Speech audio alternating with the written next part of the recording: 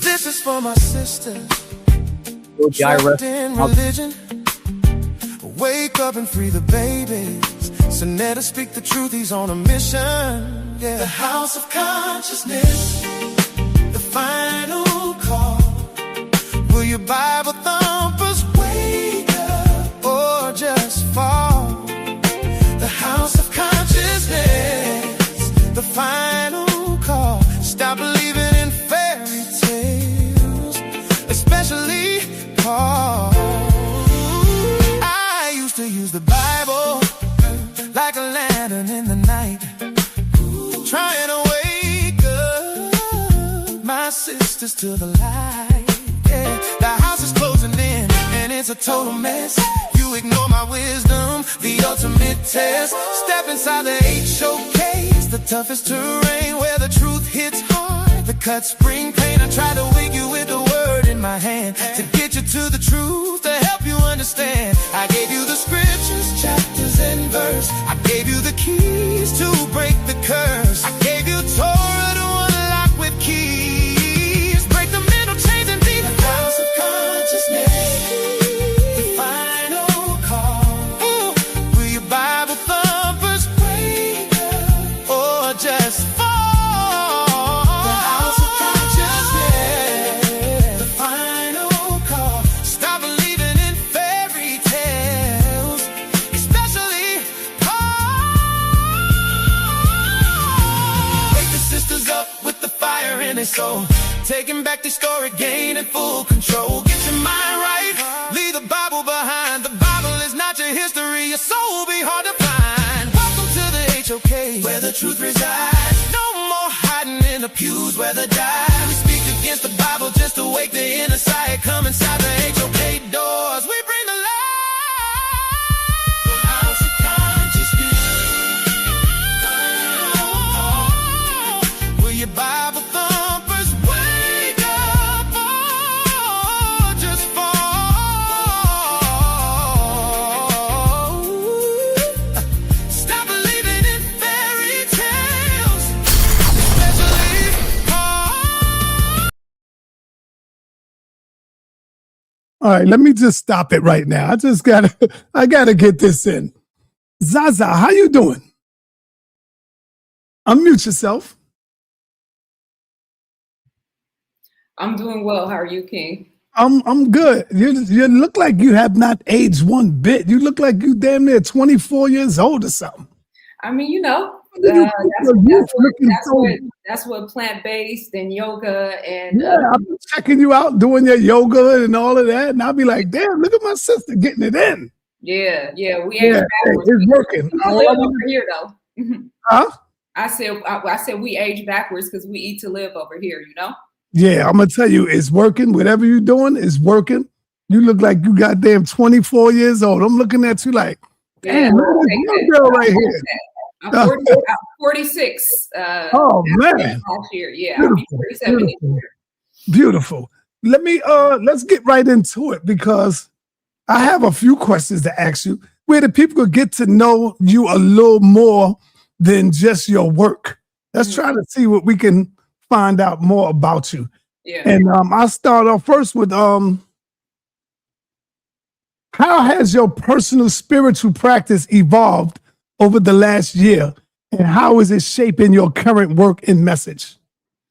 Well, And I want you to take your time and go in, and you got time. yeah, well, that's a great question, and thank you for having me. Thank you for always following up with me and your perseverance to bring me on your platform.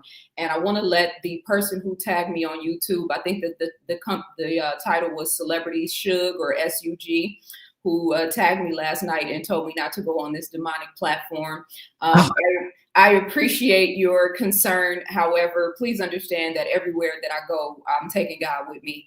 And this is sa.neter. I have a long-standing history with this brother, and I'm aware of all of the best and worst parts of, the conscious community, what's happened over the years. And with that in mind, I made a conscious decision and intentionally came on this platform. And you did a video where you promoted my ancient people textbook, and I think it was like 20 minutes. Nobody else, and when I say nobody, I mean nobody else has done any sort of proper representation to promote my work the way that you did. So just that alone was enough for me to reciprocate and to come on this platform. So again, I appreciate your concern, but God is in the building and active. The vibration and the frequency is strong here through me. Shout out to all of your listeners, all of your viewers. And again, thank you for having me here. My spiritual practice over this past year has been, you get to a point where I'm an avid student of all the different spiritual practices, and you get to a point where the books stop helping, and nothing is sticking to the rib, so to speak. And so I hit that point probably 2 years ago, but I've also hit that point in different periods. And so when you get to that stage, you really have to tap in with yourself and start leaning into the knowledge of yourself. I always say knowledge of self is different. It's not the same thing as knowledge of yourself. And so my yoga practice is strong. I fast consistently. I eat 1 meal a day. I spend a lot of time in nature. I've been here in LA for 5 years. And so I spend a lot of time, hiking at the beach and things like that. And that's very important for me. And just really sitting and being still and being mindful and conscientious of how I'm thinking and how I'm feeling. That's a short answer to a longer question. But yeah, really having to tap in with myself and be grounded and be rooted in something deeper than just what's happening in the world. I think you muted, King. Yeah, what does that do for the body and mind when you're doing your yoga? Because I see when I be seeing you, I see you be at so much peace. Yeah. It's like nothing can get to you. You know what I'm saying? Yeah. What does that really do to the body and the mind? Yeah, so the body, I'm always talking about the science of breath. And so in the physical body, when you are doing the different postures, the different asanas, you are, number one, when you do downward facing dog and different postures that, kind of lean the head and the body forward, it is moving the blood around through circulating the blood in the bloodstream, which is critical to your health and well-being. Dr. Sebi said that mucus was at the root of all disease, and I 100% agree with that. Another way to say that is that lack of oxygen flow in the body, which is caused by mucus, which is caused by diet and how you eat, is also a reason for disease. And so a lot of women have fibroids, a lot of, heart disease, cancers, diabetes. All of these things are stuck in stagnant energy in different parts of the body, chronic disease. And so yoga, if you have chronic disease, if you have pain in your knees, pain in your wrists, I healed myself from carpal tunnel syndrome. I had an ongoing foot injury from wearing high heels when I was in my 20s. And yoga has absolutely healed all of those different, chronic pain. But it's also a means of the postures circulate the blood within the bloodstream, which creates the flow, which helps you to move that energy around. And so that's part of it. When the body and the breath is in cohesion, in synchronicity, that is also a very spiritual practice as well as mental practice, because it's forcing you to be present, it's forcing you to be in the moment and not be scattered and chaotic everywhere. And then emotionally, I've had times where I would be in yoga class or in practice and just break out in full on tears because I was carrying so much stress or so much pressure. So being present and being active in the body and being mindful in that moment helps you to release a lot of that emotional tension and stress. So those are just a number of ways that yoga is life. Wow, that's good. I see a lot of women do yoga, very little men. Is yoga good for brothers too, for men? Because when I see it, sometimes people look at it and say, "Oh, that's feminine. That's that feminine stuff." I'm going to the weight room and Yeah. Well, and the weight, it's to say that's feminine is silly. And yoga is a serious physical workout. People think it's just stretching, but then when you actually get into it, it's a very taxing physical workout because it's working the inner muscles. A lot of times when you're just lifting weights and doing the regular workouts, it's sort of working the outer muscles, but yoga is working the inner muscles. And so posture, you see a lot of people with terrible posture, right? Yoga is one of the ways where you can increase your posture to have, good quality posture, right? So your shoulders and your back, a lot of people got spinal injuries, a lot of people got lower back problems. And then I talked about chronic pain. Why wouldn't that be applicable for men, right? So I think the lean, making your body lean and sort of keeping your spine in an upright posture, so to speak, is another part of that, as well as working those inner muscles that a lot of times time doesn't get attention, especially when you're just bulking up and doing muscular, physical activity. And then we hear all these stories, Black men in particular, about how so many men are depressed, so many men are dealing with anxiety, with stress, with suicide. And so yoga is one of the great ways that you can deal with the conditions of the mind and the conditions of the heart, so to speak. All right, beautiful. How do you define success for yourself and in your community? That's a good question because I'm still defining that. I'm on my 7th book now, right? Yeah. And I think for success for me is to continuing to create. If I'm not creating, I feel like I'm not alive, and I'm already in my mind on my next book. Which is going to be about our people here in America and our history here in America. So it's very important for me to continue to expand my work through my writing. I try to take my presentations and my content very serious when I do my headline news episodes. I'm very serious about making sure that I raise the bar in terms of even with my textbook, when I found out that 25% of textbooks have actually been written by women in the world, in the history of modern times, I was like, okay, well, yeah, it's time for a woman, a Black woman in particular, to get in that field and to kind of shake things up, so to speak. So for me, I just, intellectualism, science, all of math, all of these spaces that we think are masculine spaces, and they are, but not masculine like men, masculine like that masculine part of the brain, which men and women share, is important to me. So continuing to create beautiful things, continuing to add value, continuing to beautify the spaces and all the conversations, and anywhere I am, I feel like I'm adding value. So as long as I'm adding value, that's how I define success. Beautiful. That's good. Being that you talked about your book, let's go in a little more about that. Yeah.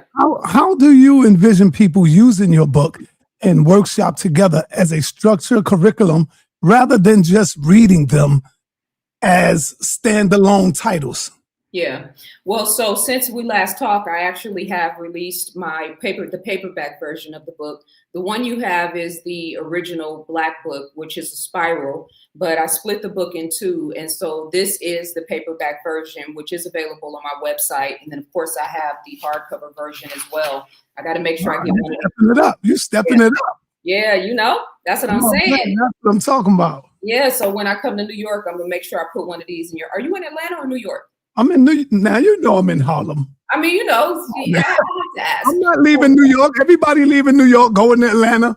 I'm not trying to go to Atlanta. Yeah, I'm here for that. In Harlem. I'm here for that. So yeah, I got to make sure I put one in your hands. And so I split the book in two. So we have the textbook version, but then we also have the workbook here, right? And so as a history major and as a lover of everything history, when it comes to Africa, when it comes to our people, melanated people around the world, when I was growing up in Oakland and dealing with all of the chaos and stress and strain of growing up in the inner city, history is one of those things that really kind of woke me up and brought me into the light, so to speak. And so Nile Valley Contribution to Civilization, Cheikh Anta Diop, Ivan Van Sertima, who is my favorite historian, all of these beautiful, great minds, Robin Walker, when we ruled, and all of the greats that I reference in my book, they brought me into a level of consciousness that woke me up. And so the purpose of this book is to bring our people around the world into a higher level of consciousness, and then they can branch off and do whatever with that they will. But I have more than 450 images in the book because I wanted to make sure that I verify and validate everything that I was talking about. So now, like, you look up the Moors in Spain on Google, and you're going to see all these white representations, or Arab, light-skinned Arab type representations. But I have an extensive amount of pictures showing and proving that no, these were Black men, these were African men, these were dark-skinned Arab men, right? And those representing two different nationalities, if you will, or ethnicities, if you will. But then at the same time, during that time, they came together for a common cause under the banner of Islam, and went into Europe and civilized Europe and pulled them out of the Dark Ages, and brought a lot of wisdom and insight into that world, which made Europe what it is now, which affected how the United States, and what those people who came over here, the savages who came over here, right? It's all relative. So I have 3 chapters that are specifically referencing queens, and that was also important to me. Women that a lot of people have never heard of. Queen Liliuokalani in Hawaii's last monarchy, Queen Tetisheri of the 17th dynasty, who gave way for Pharaoh Hatshepsut. A lot of people know Pharaoh Hatshepsut. They don't know Queen Tetisheri, and that there was 5 actual pharaonic queens. Also the Kandakis of Ethiopia and Kush. So for me, I was searching for women in this modern timeline that I could, kind of look to and get inspiration from. And aside from Dr. Frances Cress Welsing, Tainetta Muhammad, and a few others, I was kind of struggling because I'm an intellectual and I like powerful women and women that kind of change the narrative. And so these are great women and great queens from past history that I feel like if we give them to the world, if we show our daughters and our women a better representation of womanhood and the power that women can embody, maybe we can keep them off the stripper pole. Maybe we can keep them from, worshiping the Cardi B's and the Megans of the world, and sort of point them in a better direction for their lives. Right. I think the work that you do is awesome. The work that you do, keeping our history alive, especially coming from a sister, from a woman perspective. Yeah. And it's easy to read. Remember, the Honorable Elijah Muhammad said, if you're trying to wake up people up, give it to them in the baby bottle. Yes. You don't need to give them steak. Yeah. And it's good for them to read it, to understand it, and to get into it. So I want to ask you, what inspired you to create the up-and-coming ebook version of Ancient People? Because I think that is awesome when you start bringing in the ancient people, because a lot of the young people and even some of the adults don't even know who was some of the ancient people that came up in our history. You know what I'm saying? So what inspired you, the Ancient People, and how it differs from the original print edition in context and extension? Well, the ebook version is specifically formatted so that you can print it, right? This book is very colorful. And so I revised the ebook version of the book so that it's a print version, so it's not going to eat up all of your color ink. It's basically white-based backgrounds, and it's 110 pages total, and it's a combination of the workbook and the actual textbook. And I wanted to, for parents, for homeschooling parents, or just anybody that wanted to have access to the book that may not be able to afford the price of the paperback or the hardcover, you can go to my website, you can purchase it, download it, comes right to your email, you print it out. And so it's a lower price point. It's about 1/4 of the total book, but it's something that you can get access to. You can kind of, tap in and see if it's something that you're interested in, and then eventually buy the book. But it was so that you can have access to it now, that you can have a printable version. If you live in a community where there's a bunch of little children or young people that are not children, young people, I would say probably 14 and up, that need something to do, print a few copies out and have an after school program where you can sit them down and they can read together, and then they can work on the worksheets, do the question and answer, the spelling, all of the different things that it entails. So that was like my motivation behind that. And the other thing I want to say, just going back to the original question, I like fly shit, and our people are fly all over. I mean, in America in particular. You like fly what? I like fly shit. Oh, okay. I like fly shit, right? I like colorful things. I like vibrant things. I like swag, like all of that beauty that our culture embodies all over the world. I mean, you look at Kemet. Kemet was swagged out, right? To use that language. The gold, the diamonds, all of that. The gold, the flossing. I mean, I talk about Hatshepsut and how the obelisk that she was creating, her and Semet, they were using this material called electrum, which is a blend of silver and gold, right? And so these obelisks could be seen for miles and miles and miles away, kind of shining in the brightness of the desert, right? So then you have today, you got the sisters with the braiding techniques and creating all these fly designs in their hair. You got, white tees and jeans and Air Force Ones, right? You got Timberlands in New York. You got Converse and Adidas and shell toes in Oakland and in LA and California, right? So we have these different ways of representing that fly shit everywhere. And so I wanted to make sure that the book was fly. It was colorful. It was vibrant. I hated the textbooks when I was in college. I hated the way they represented our people. The slave images with the whips on the back, and all the women look like Jezebels, and all the men look weak and docile. I was paying attention to all of that when I was in college, and I knew that eventually I was going to create a workbook, and I wanted to make sure it was colorful and vibrant and represented the beauty of what we embody. What is the biggest challenge you've overcome recently? My mind. I've gone through a dark night of the soul in the last couple of years, and my family dynamic growing up and not having, my mother didn't raise me. My father had different people in my family that raised me. And so I grew up in an environment where I didn't really have a strong support system, and I had to kind of figure out life on my own, thug it out in Oakland. And, you do what you got to do. You figure it out, you work, you go to school, you do all the things. And because I have been so busy with trying to, outwit, outsmart, outplay in life, right, to do what I got to do to get where I want to go on that hamster wheel that we're all on at different points, that once I got a chance to stop and slow down, I realized that mentally, spiritually, emotionally, there was aspects of myself that I had been neglecting, and that shit hit me like a ton of bricks, And so I had to deal with the neglect. I had to deal with the abandonment. I had to deal with how that kind of hardened my heart, and how I was keeping people from knowing me.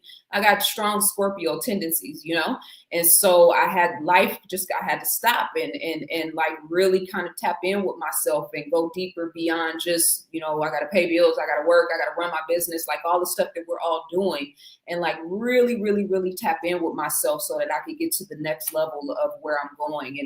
And that's been the process. I love these questions. You have really evolved. Oh, thank you. I mean, I try to get the best for you. I know you coming on.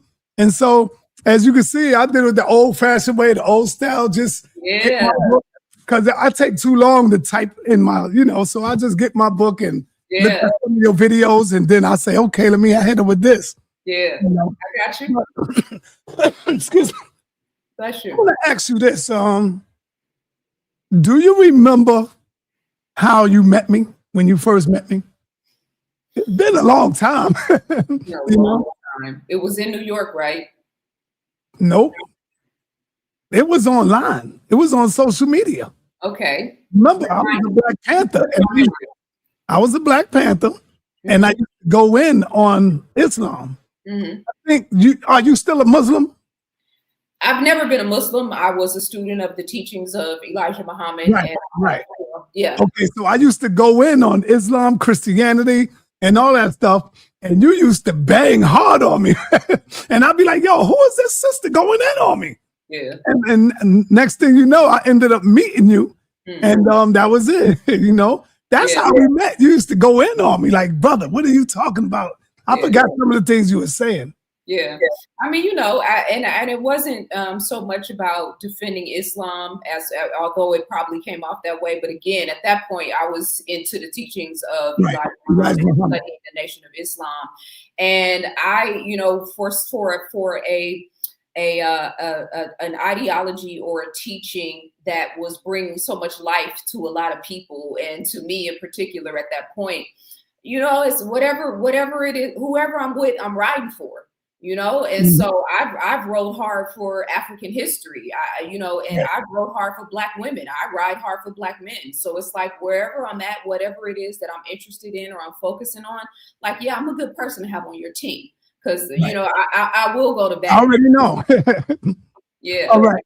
So what is the one lesson you hope your followers would take away from your work? I have been for a long time now, I've been trying to get our sisters, Keys to Womanhood, whatever young lady and woman should know, is my 4th workbook. And even in my 2nd book, Plagues of Dysfunction, I've really been trying to raise the bar on how we as women, Black women in particular, are seen, how we conduct ourselves, how we carry ourselves.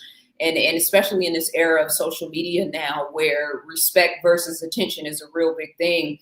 I've had an ongoing back and forth dialogue on different posts on Instagram about this Megan and Clay situation, and not so much about them, because I don't know them people. I don't really care about what's happening in their lives, but I'm just seeing how women are responding to it, Black women in particular, and it's embarrassing, right? And so the continuity of us going from the era where Luke was prevalent, and we kind of grew up in that area. And so, we kind of ignored a lot of stuff, Lil' Kim, and how the trajectory of the over-sexualized, promiscuous music has kind of evolved. And Lil' Kim wasn't as big of a deal because we had other female rappers that were balancing the equation.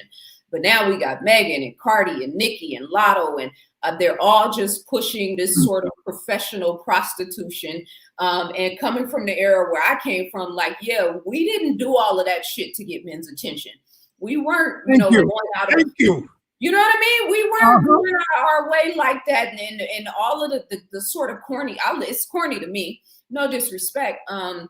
We didn't do all of that to get men's attention, especially in California. Like, we got this California cool thing where we're going to maintain a certain poise, right, to attract a man. Not all, but I'm saying it's kind of like a rule of thumb. And so I'm sitting back and I'm watching, the reptilian brain sort of playing out in the minds of our daughters and our females now. Reptilian brain meaning, you really just focus on reproducing yourself, having sex and eating and surviving. Well, that's what we see a lot right now in our culture for our girls and our women in particular, where it's just all about attention. It's all about mating. It's all about getting the bag. It's all about chasing the money. And so I'm seeing all of this hoopla around this situation. It's like, bruh, where were y'all at in 2020 when her and Cardi released WAP? Where we had our daughters and our sons, but our daughters in particular, everybody's glued to the screens, everybody's on Instagram, and they release a song and it's soft porn, and you know what I mean? Like, what are we doing here? Females and women don't understand. Let me say women, because people don't get it twisted. I'm talking about women, real women. Right. Women don't understand how men think. They don't understand how men operate. When I first saw those two people get together, I was like, that shit's not gonna last. Because, first of all, he's in the NBA, but it's just like, you talking about Megan and Clay. Yes. They ain't break up, right? Are you serious? Did they? They broke up and all hell broke loose on social media. Man, I missed that. Yeah. And I don't care about what's happening between them, but it's because she said he was cheated, right? And so now all the women online are talking about how all men cheat. All the women online are it's just this. Do you think all men cheat? Do I think? Yeah.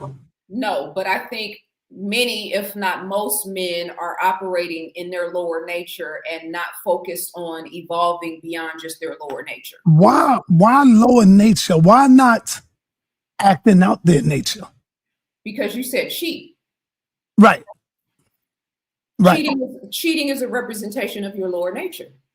Okay, but now if you want to ask that question in a different way. All right, I got you. I see what you're saying. Yeah. All right, I got you. Oh man, but when you look at Cardi B, after she got that job done to her buttocks, I mean, she just looked foolish. Yeah. Do you see her?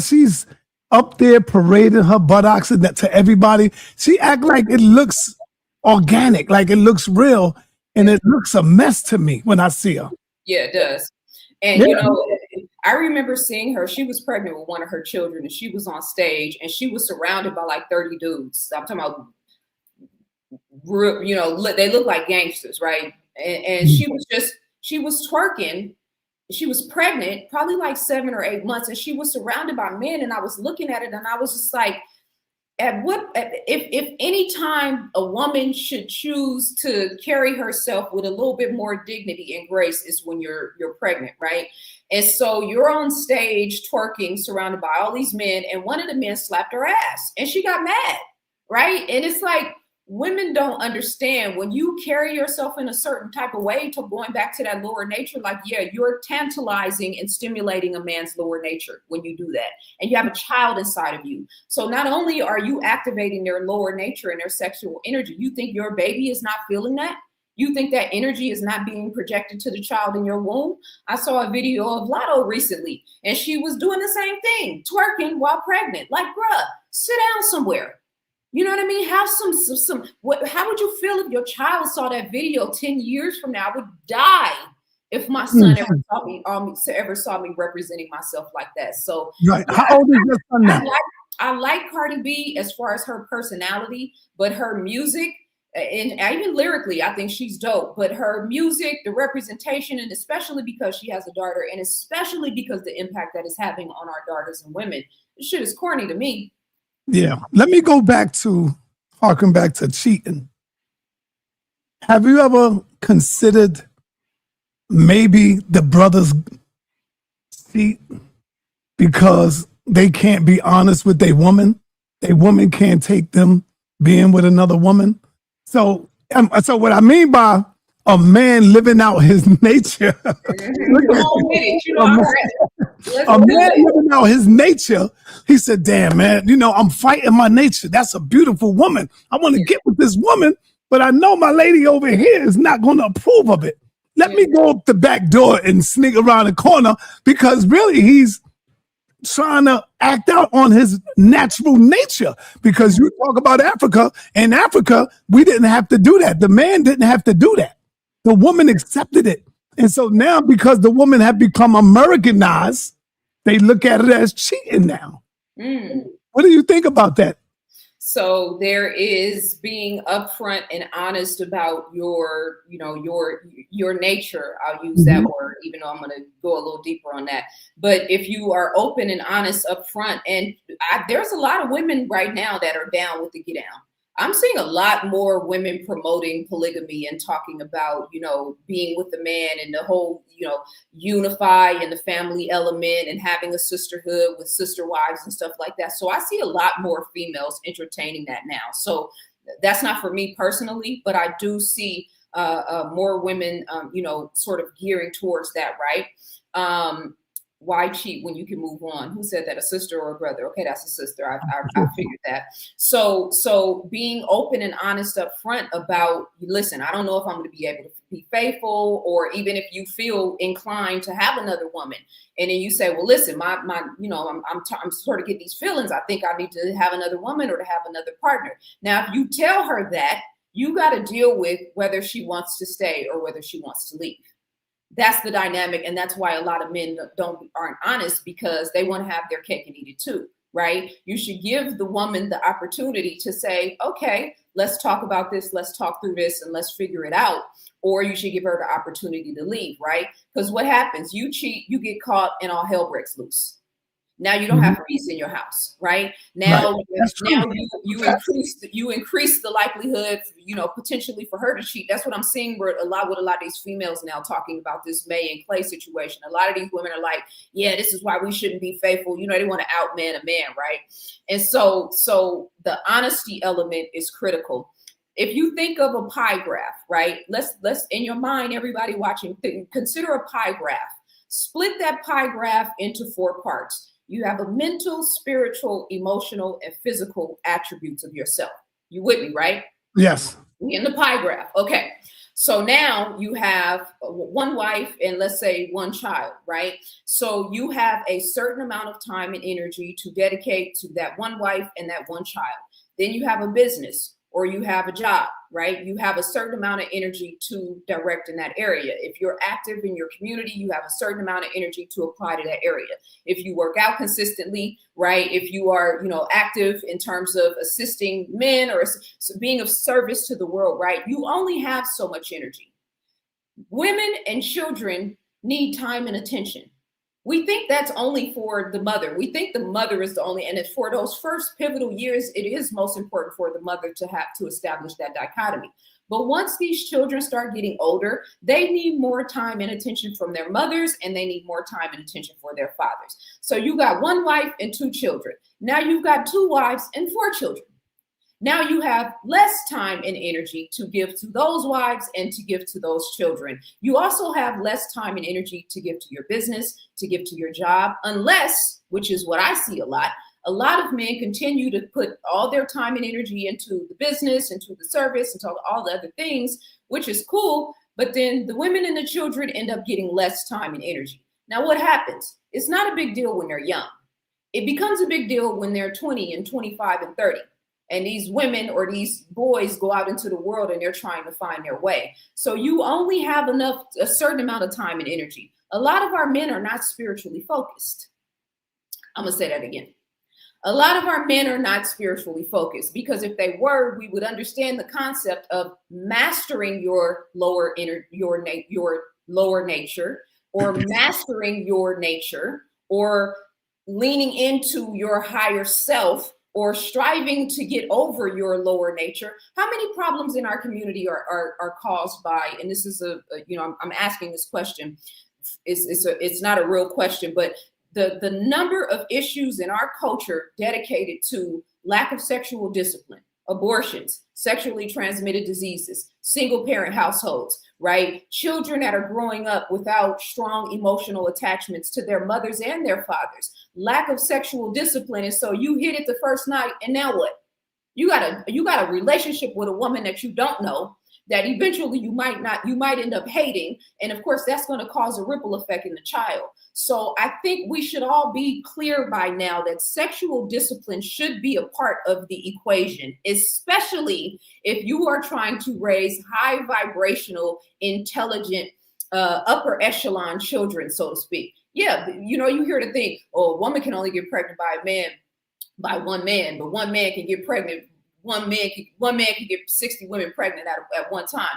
Yeah, but he's probably going to have 59 duds and one powerful child. So the reflection or the answer is in the question, right? We're living in a time now with that Jim Jones juice. And everybody that's listening to this, I know in your audience and in my audience is where we should all be clear what that Jim Jones juice is, right? Mm-hmm. That came out in 2021. That's so right. Now your sexual activities, proclivities, and who you have sex with is even more critical than it was before. So there is a thinning of the herd, so to speak. So I am not anti-polygamy. I think honesty is the best equation. I think you should let the woman and the man, you got all these sisters now talking about they want multiple husbands, right? And we'll take you back through history and, and pull up this time when the Amazonians were doing this and doing that and ... But that same science still applies. I saw this one sister with a head wrap on one time, man, and I showed her on one of my videos. She created a chart. And mind you, people are out here now taking pills they're taking pills so they don't get HIV. Okay. It's called a PrEP pill, right? So you're having sex that much with that many people that you're taking a pill so that you don't get HIV just in case, right? So this sister had a diagram. She had 15 different partners, men and women, right? Where she was showcasing, him and her, and we do this and we do that and threesomes and all of the things. And so I couldn't talk to her. I had a little back and forth with her quickly in the comment section, and then they can go anywhere else. But what is the probability that she is a mentally stable and internally powerful and self-aware woman? Very low. What's the probability that a man that has 15 female partners and is having sex with 15 different women at one time is a powerful in his own regard and as his mind and is in control of his faculties? Very low, right? So we can prove this on a number of different levels. So it just depends on the man and how high up the ladder or up the pyramid he's aspiring to go. And then this is the last thing. Yeah, take your time. Go in. It's one thing to attract one equally yoked partner, right? Somebody who is mentally, spiritually, emotionally, and physically aligned. Like y'all click, right? You know, he's not of this world. She's not of this world. We're unified. You know, we about community. We about culture. We're trying to make money. We're trying to be in this world and not of this world, right? A highly intelligent and influential partner and mate in your life, equally yoked. It's one thing to attract one. It's a whole different ball game to attract two. It's a whole different ball game to attract three, right? And so a lot of times what ends up happening, and I'm not even talking about polygamous relationships, a lot of you brothers are out here pulling the low-hanging fruit.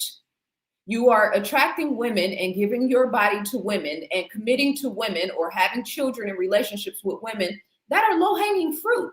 And she might be beautiful or she might have good attributes and good qualities about herself. But what happens? In 6 months, you're bored. Because she's not mentally stimulating you, because she's not spiritually expanding you, because she's not, expanding the household and what you guys are capable of, right? And so you're bored. And so what do? You go back to the same tree and you get another low-hanging fruit. And then a year from then, you're bored again. And so we keep having these conversations about men aren't naturally monogamous. And I'm not trying to argue the semantics of that. What I am saying is, if you take a moment and stop taking fruit from the low-hanging fruit of the tree, you might attract a higher quality woman, which might satisfy you on a deeper level, just beyond, sex or having multiple partners and things like that. Well, I'm attracted, me myself, I'm attracted to smart and intelligent women.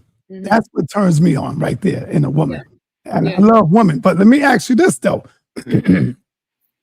What if a man is with a wife, but something happens down the line and you end up falling in love with another woman? You ain't mean to do it, but it ends up that way. What do you do then, Zaza? Because it's nature. And check this out. Let's say, because we always say the community, it's the community that raises the child, right? Yeah. What if one of the fathers go to jail for life? Or one of the kid's father get murdered. Now that kid got to grow up without no fatherhood in the house, without a man around. Are you telling me that man who has a wife already should not father that child, especially if he's in love with that woman? Yeah. What if he's in love with the woman? So when we talk about, you said, like you said, jail and murder and all those things. And when we go back to Africa, a lot of times, polygamy was prominent in environments where that might be prone to war, or, there's situations happens where this guy dies, or, certain things in the culture. And so this man would take on that slack. Say again? Don't we, as a man, supposed to pick up that slack and make sure that child is good? But the men in the community and the culture can also pick up that slack without having to take that woman as his wife. But we don't talk about that, right? We as a community and a culture could wrap our arms around that woman and help her and assist her in raising those children, right? To facilitate and to assist with that void. We don't talk about that, right? So that's one element of it that we are not actively practicing. We say it takes a village, but we're not practicing that, right? So in terms of you're talking about filling a void. Right. We're talking about filling a void, right? So right. In terms of filling a void, if the wife is down and the other woman is down, fill the void. Play the position, right? So that's a sort of, I won't say exception to the rule, but it's kind of an exception to the rule, because we're talking about doing something in response to a problem, doing something in response to an issue, right? It's funny because I hear men all the time talking about peace. Oh, man, just want peace. I just want to come home from work, you know what I mean, to feel peace. I don't want to have to sit outside in my car for 30 minutes before I can walk in the house. And you know what I mean? So what is the probability of you having a wife and then falling in love with another woman and then trying to bring that woman into the fold? And if your wife is still in love with you and is not interested in you taking on another wife, what is the probability of having peace in your household? So you got to make a decision, right? If you're prioritizing your peace, you prioritize your children, obviously. You're prioritizing your peace, and you're prioritizing the health and well-being of these two different women. So what is the probability of you having peace in that type of situation? You sit down and talk to your wife. Look, this is what it is. I connected with this woman, whatever. But it takes time to fall in love with somebody. It takes energy. It takes investment.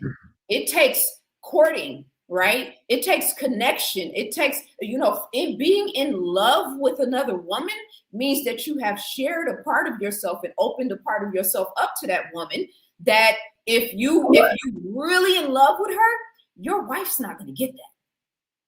Not in the same way, right? And so as a man, you have to make a conscious decision. What's going to bring me peace? What's going to bring my wife peace? What's going to bring this woman that I'm in love with peace? And what's going to bring my children peace? And that's one of those things that, you as a man or the brothers are going to have to choose and decide. You should be a counselor. I think you are a counselor too. I am. I work with people, I know. You're good. Info at zaza.com. If you need a little help, hit me up. You good, Zaza. I got to give you that. What is the most rewarding moment you've experienced as a mother?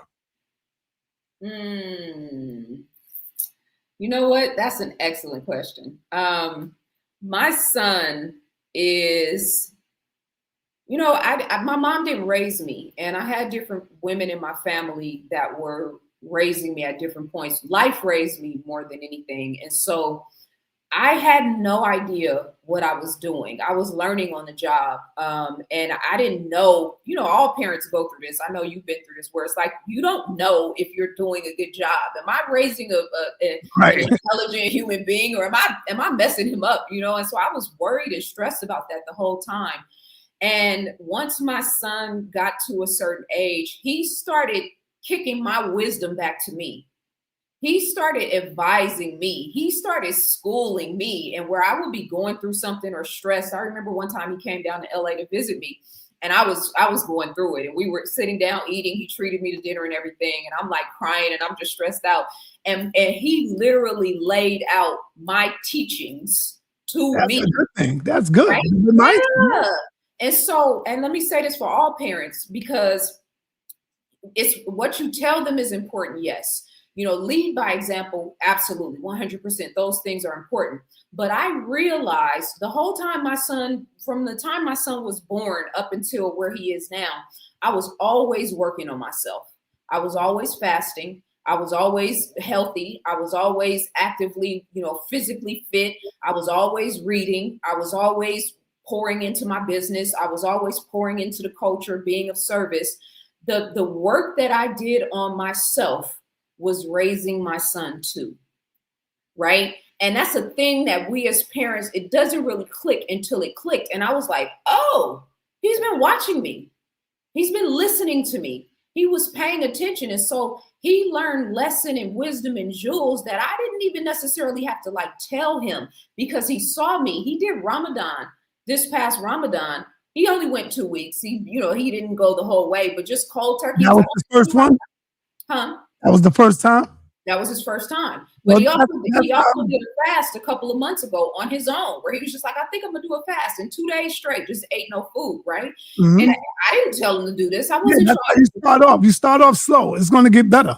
So it will get better. Yeah. So he's actively, I'm an avid reader. I used to want him to read more, but he was an athlete, Gemini, cocky, and all the things. Now he's buying the books that I used to be reading on his own, though, without anybody having to tell him. So how you take care of yourself and how you work on yourself is also raising your children. So my son verifies and validates my science. That's because the DNA is in him. Facts. Your DNA is in him. Yeah. So whether he wants to or not, he's going to automatically do it. Yeah. Facts. That's what you are. That's what you do. You know, yeah, that's a beautiful thing. How has motherhood changed your perspective on the world now? You know, well, I think when you're serious about motherhood, you kind of take the posture of being a mother everywhere you go. I've intervened. I've seen children get bullied. You know, I remember one time I was in Oakland, in West Oakland, and I saw this young brother who looked like he was 13, and he was berating his little brother. His little brother was like, he was a chubby little boy, and he was walking slow, and so he's in front of him, and he's snatching him and hitting him in the back of his head. I mean, just really, really mistreating his little brother. And I intervened in a loving way, of course, but like, yeah, you know, I intervened, and the mother in me kicked in high gear. Again, going back to that back and forth I was having about Megan and Clay and all these sisters like trying to challenge me on my position. And I'm like, y'all don't really care about our daughters.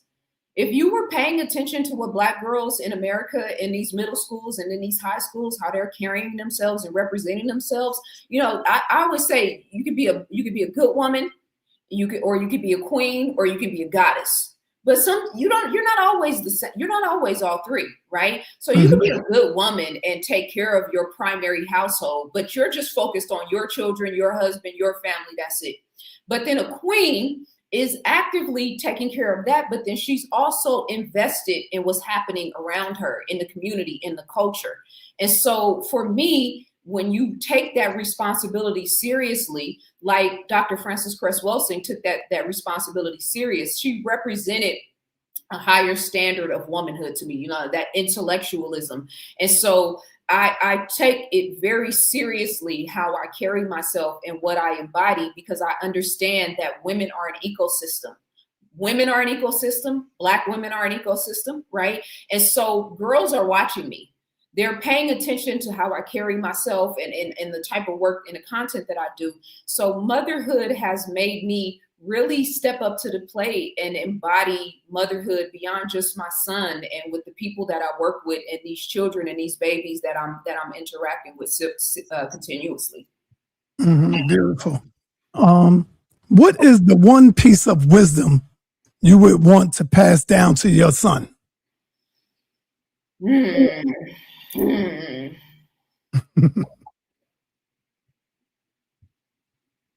Man, that's a deep question. I know it's so much, but if you was to just take one. Yeah. Life is going to give you what you are. You know, it's going to mirror who you are and what you are. And so as long as you keep working on yourself and working on your flaws and working on your shortcomings and adding value, I always say that, and being a good person and dealing with your inner shit, you know, and just really striving to be better and to do better every day on a continuous basis, life is going to give you more of that. That's what I would say without talking for 30 minutes. Yeah, that's good. That's a good one. What is the difference between following a person's spiritual path and adhering to an organized religious tradition?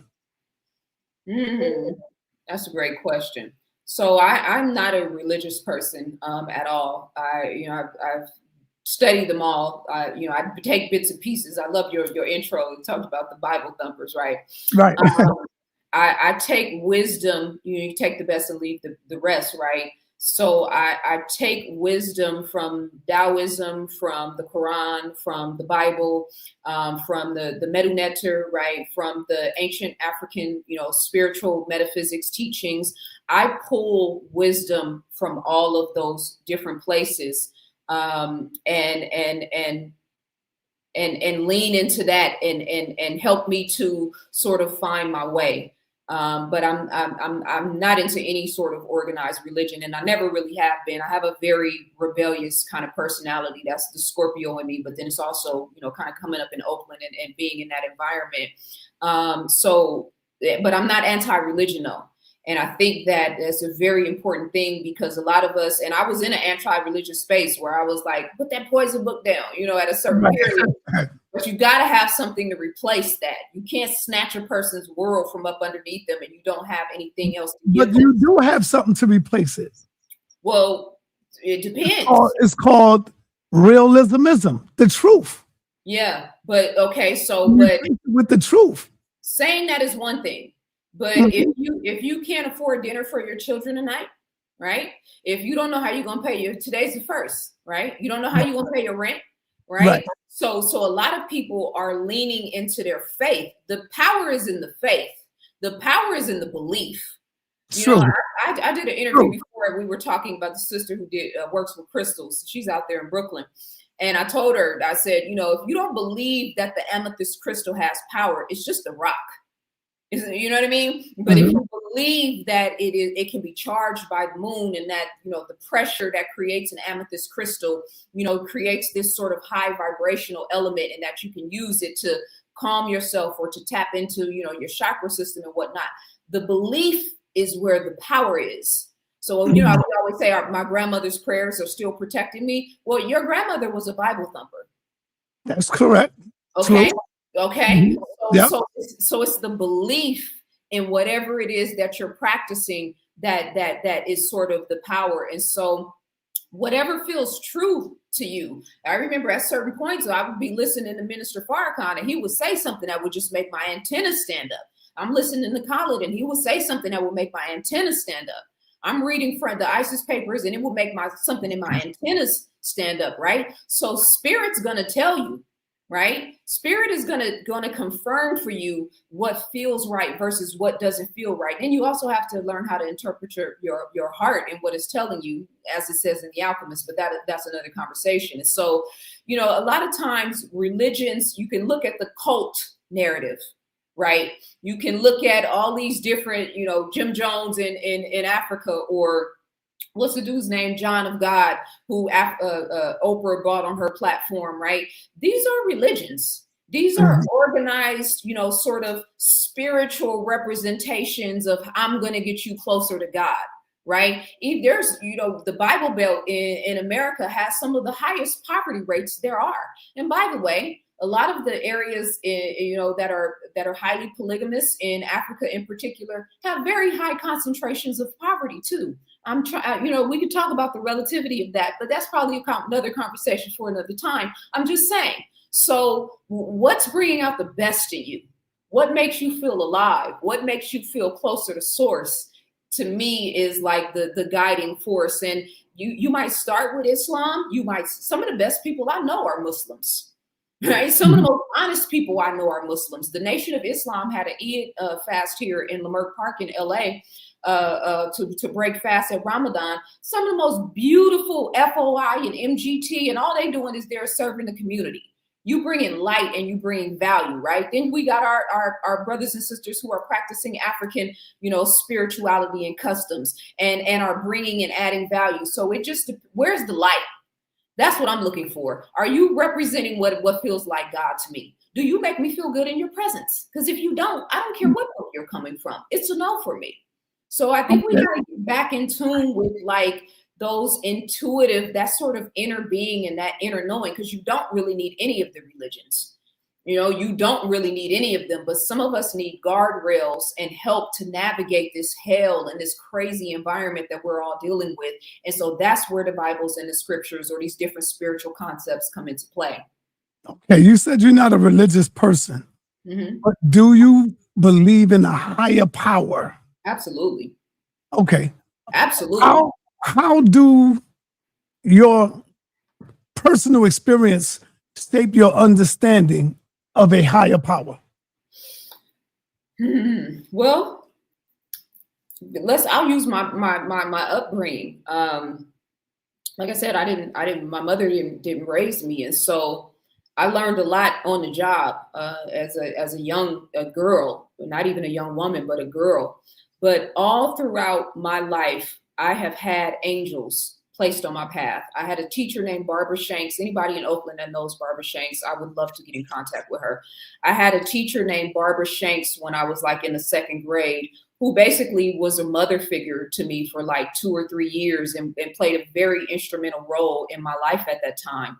When I was in my teenage years, when I read Message to the Black Man in America, and it woke something up in me, and the concept of the black man being God and the black man and woman being Allah, like that. Everybody talks about the white man being the devil. That wasn't really that news breaking for me, right, as a student of history. But the concept of man and human beings being a representation of God, set off a light in my mind and in my spirit. I've had miracles in my life, things that I can't even tell people because they would never believe me, where I needed money and out of nowhere, something, a random deposit just came into my account. Or I'll talk sometimes to my clients or in my videos, and people tell me the impact of my work. And I'm like, my upbringing and what happened in my life on paper doesn't make any sense. But it was my connection to Source and the Most High, because, okay, I don't have family. I don't have these strong connections with people. Let me down, right? You can't trust people, all that stuff you go through when you grow up in an unstable environment. But I always knew that there was a stronger force with me. I always knew that there was something guiding me. And so that has been a very strong inspiration and motivation for me in my work, because I don't want people to feel alone like I felt. And so as an alchemist, I'll say, being able to transmute all of those difficult and dark circumstances and now be at this stage I'm in right now, like, yeah, that was the wisdom and the light of God the Most High. That's on a personal level. On a macro level, what's keeping the sun doing what the sun does? We're not out giving the sky instructions. Nobody has to tell the sun to do its job. And then the plants and the bees and the birds and the animals and everything is sort of gravitating towards that gravitational pull of the moon, of the sun and whatnot. So there's us down here where we're doing our thing. And, I'm God having an experience called Zaza Ali. Right? People have a problem with that, but I'm okay with that too, right? Just like you, God, having a human experience called sa.neter, right? And so that's the micro in terms of our individual lives. And then the macro is, look at all of this fantastic shit happening around us. It's a miracle. Right. Every day you get up is a miracle. Every time I go outside, I go to the beach, I see the ocean, I see the mountains, I see the beauty and the bountifulness of this planet. It is a miracle every single day. And so that's how I know that God is real. All right. In one of your recent live events, such as a Divine New World Order, in other public talks, what do you identify as the most urgent message for Black community in 2026?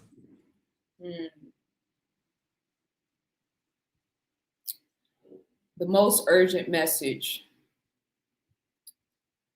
We're in a spiritual war right now, and you need to get your spiritual house in order. And there's a lot going on, a lot of stuff that I've been talking about, from the white lines in the sky to the frequency wars. Our people in particular, Black humanity is really under attack right now. And so, in the Bible, it talks about, in part, I hate when I quote the Bible, but then I can't properly quote it. But people who study the Bible will know, during Passover, where there's a mark on your door so that those Roman soldiers wouldn't, come to your door and start problems or kick up dust. I interpret that as that mark on your door is your vibrational resonance. What does vibration mean? How you think, how you feel, how you eat, how you live, and how you breathe. Right? Those are the 5 things that I equate to your frequency or your vibration or your energetic resonance. And that's what's determining the type of experience that you have in your life. So those are the 5 areas that we all need to hone in and be focused in on right now. But in a spiritual war, you got to pick a side. Right? Like Kat said, it's God and then everybody else. And so in 2020, when I saw the devil sit up straight, right, and declare war on all of us, the physical aspect of that, but then the spiritual aspect of that, I saw it very clearly. And I've been knowing for a long time in my intuition that this time was coming, and I've been being prepared for it. And so where lack and chaos and victim-based consciousness, because our people are steeped in victim-based consciousness. We're steeped in lack-based consciousness. We're steeped in poverty consciousness, right?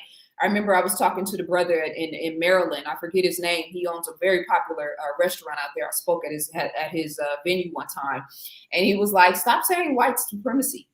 He's like, every time you say that, you are evoking the frequency and the energy that white people are supreme. And I was like, I agree. Yeah, real talk, right? And so, this just shifting our minds and our perspectives. You study quantum physics, you understand this, but like, we have to get on top of our game and really focus on being our highest and best selves and working on those things that we know we need to work on, our shortcomings. If you haven't had contact with your children, you need to work on that. If you can't get up a flight of stairs without being out of breath, you need to work on that. If you don't have regular bowel movements and you know that you don't eat healthy, you need to work on that. If you have a pattern of attracting, negative energy from men or domestic violent men or, women who take advantage of you, you need to work on that. If you have money issues with saving or you need to work on that, right? So we need to like really be studying ourselves as individual and figure out those things, because we all have them. Yours are different than mine, right? We have to work on those things. And then we also have to, situational awareness is important right now, but like pick a side. Like the person who put the tag me and said, don't go on a demonic platform. I beg your pardon. If you knew me, you would know any environment I go to, anybody I'm connected with, anybody I'm partnering with, there has to be some value in it for me that's going to bring people closer to God.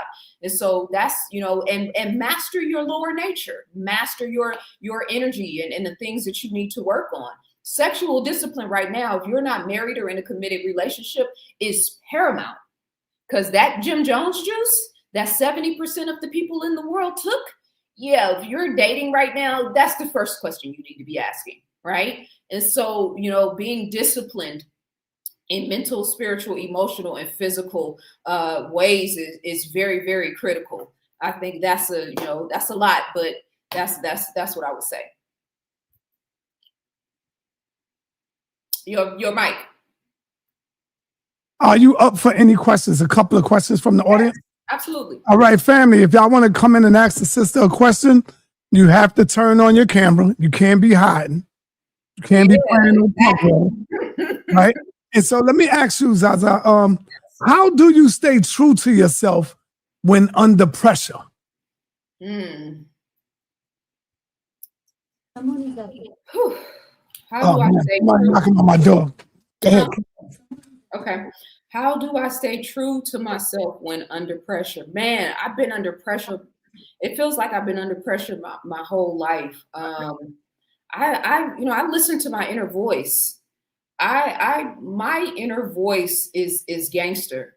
If I feel like I'm going down the wrong path, at certain points, relationships, for example, you might be dating or seeing a man and he might be cute or he might be fly or he might be the one all the girls like, but you got that voice in the back of your mind that's like, yeah, he's not the one.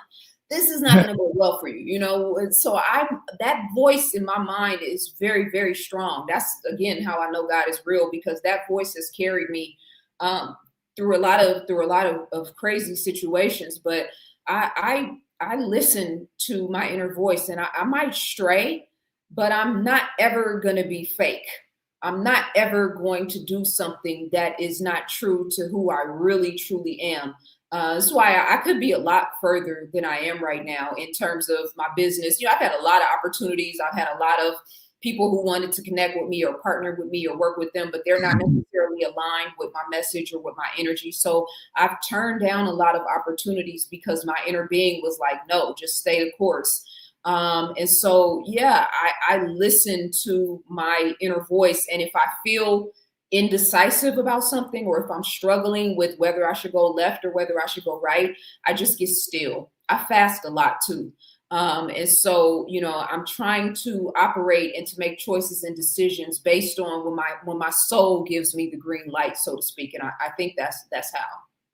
Yeah, that's beautiful. Awesome. We got Brother Suntan in the building. Suntan is always here, showing support. Peace, Suntan. Do you have a question for Sister Zaza? Yeah, peace, sisters. As first of all, I like to say, I swooped your cash app and put it in there. Is that right? Have you been looking in the chat? I haven't. Let me see. It's just thank you for that too. It's I try not to look at the chat because I'll go left. It's a Yeah. $, capital Z A, small a, capital Z, small a, capital A, and then small LI. Right, right. Thank you for that. Yeah. And then I just like the positive energy, right? And like I tell everybody, I told the last sister, the speaker, we more as a society should, I think, and I think you would agree we should, because I'm making a blanket statement. We got to deal with economics, and because as a culture, we've been stigmatized and we've been put down very long. And you show very strong energy, and I love it from the sisters, right? Mm-hmm. So I just ask you to keep it up because you know you like straight positive, you know. And my question to you is this here, because I like the one thing that you did say, some men can be you know, straight with they and don't cheat, don't mess around. Mm-hmm. Right. It's not a lot of them, and it's just their nature because men are whorish, right? So now here go the question. Do you personally know any man like that? I do. Okay. All right. Mm-hmm. Yeah. And I think that's a great thing. You know what I'm saying? Because every man is not whorish. So we put these labels on individuals, and and everything that I kind of deal with goes both ways with the ladies and the men. Yeah. I don't, you know, they both human beings and they both make the same mistakes. It's just that some make them a little bit more than others. So I could say to you, just keep on with the power, sister. And I'm having a trouble with fasting. That's what I've been trying to do, but it's hard, man. I was trying it today, and I messed around and fried some bacon. Don't say bacon. Fried some bacon, huh? No, some flat chicken. You know the flats, the chicken wing flats. Yeah. So what kind of fast are you trying to do? Just you know, the eating fast. I just want to be, because I heard this in online that if you do a fast, then the natural process of your body takes over. It supplements the absence of food, your body mechanism. Other things start to go into work in your system when you deny yourself of food. You know, it makes other parts of your body work that don't work if you keep eating. Yeah. So tell me, what's a good way to slow down? Well, it also, you know, what fasting does is it revitalizes the cells, and the cells are the building blocks for everything in our body, right? It's anti-aging, keeping you young. You know, again, sa.neter talking about how young I still look. Like, I fast all the time, right? I would say start with just doing raw food fasts. And just eat raw food, meaning salads, no dairy, you know, salads with living food, smoothies, fresh squeezed juices, right? Start with just that and maybe do a couple of electric food.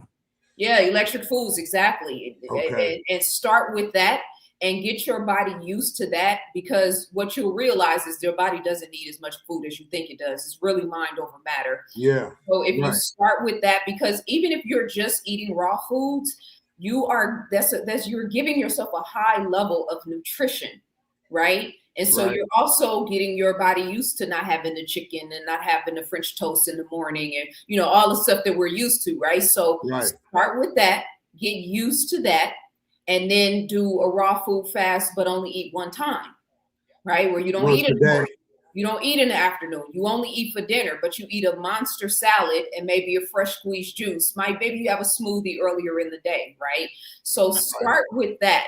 Get your body used to that, and it'll be much easier once you get ready to really commit to not eating any food, let's say for a day. It'll be a lot easier once you do that. And then when you do that, do like a smoothie. Do fresh squeezed juice, right? A smoothie is different than a fresh squeezed juice because it's giving you a little more substance. So do a smoothie in the morning and do fresh squeezed juice in the evening, right?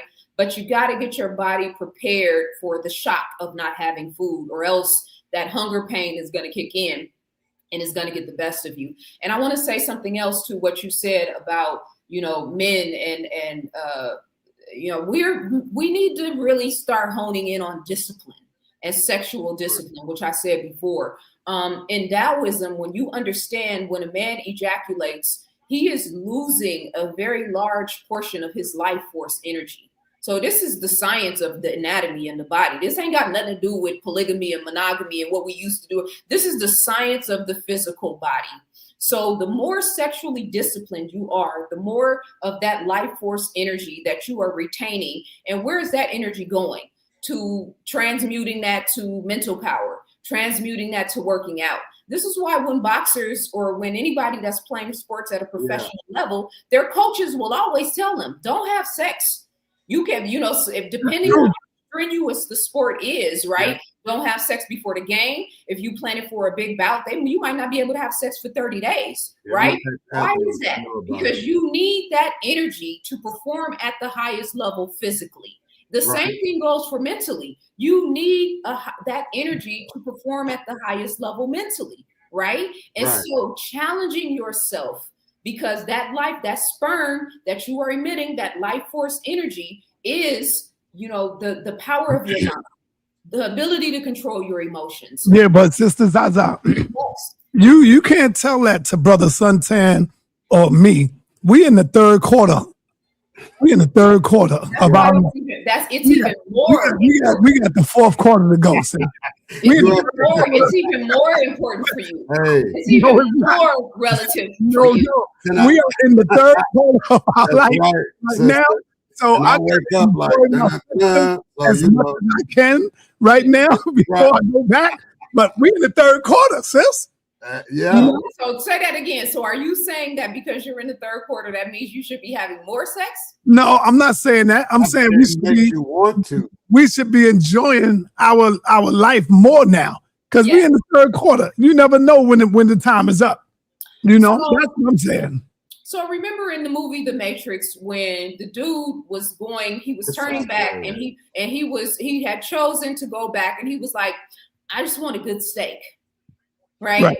He was like, I just want that steak. And he was, the girl in the red dress and all of the thing, right? He's tired of this bland world. He wants to go back into the Matrix, put me back in the program. What did he want? He wanted a nice, good, juicy steak. Why did he want a nice, good, juicy steak? Because he hadn't had one for years.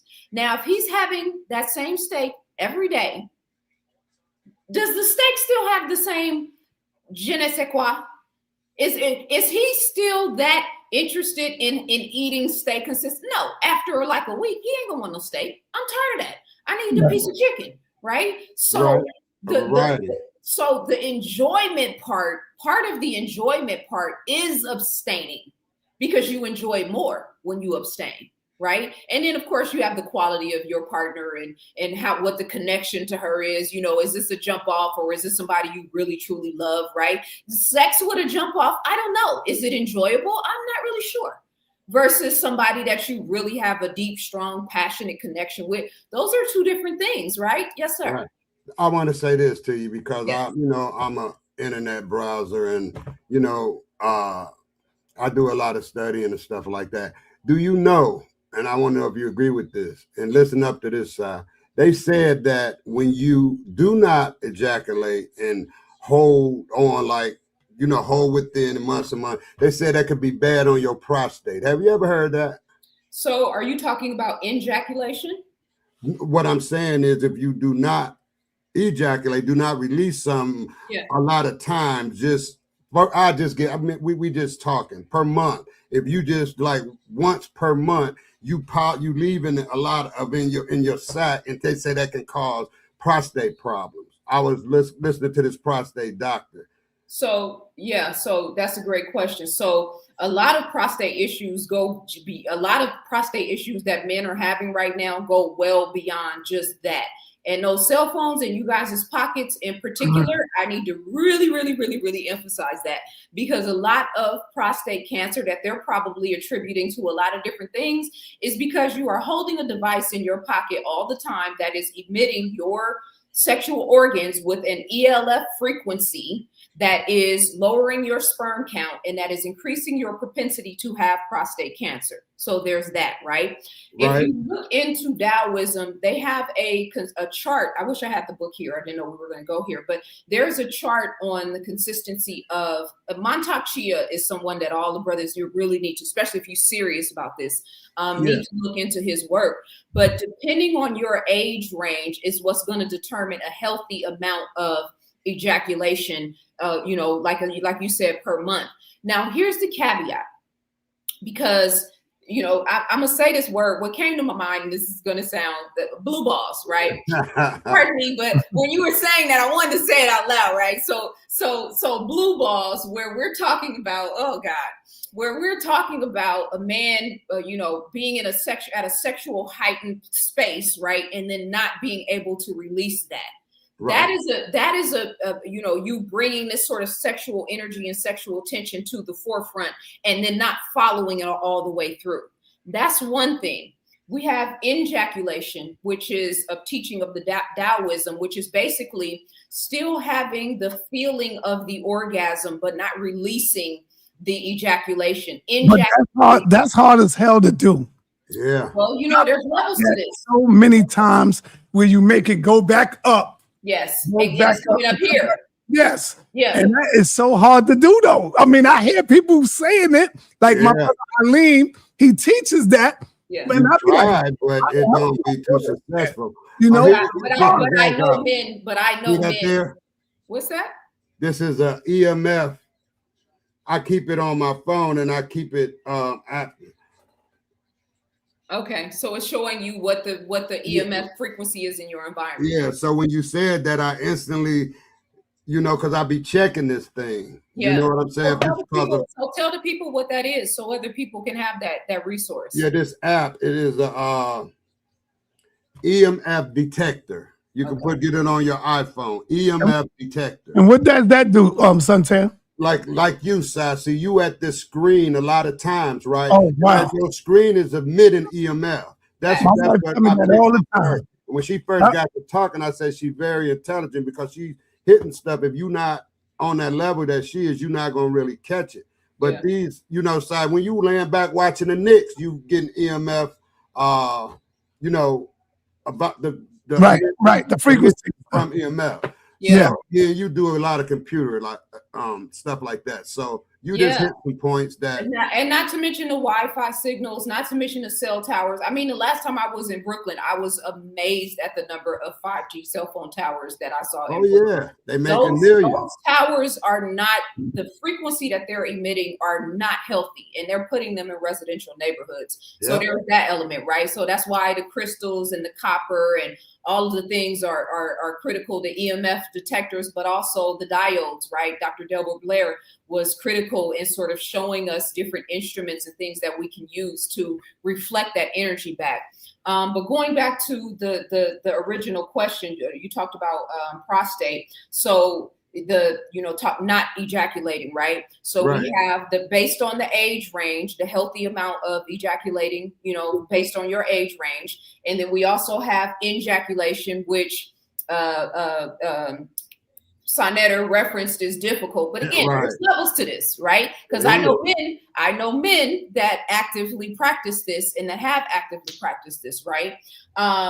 And then we also have, and I talked about, you know, that the blue balls element, right? Where you are at the cusp, but then you don't, right? There's that element. So, and then there's also, and this is critical, when you are having sex, you are not just transferring seminal fluids and orgasmic fluids. You're also downloading the energy of the person that you're having sex with.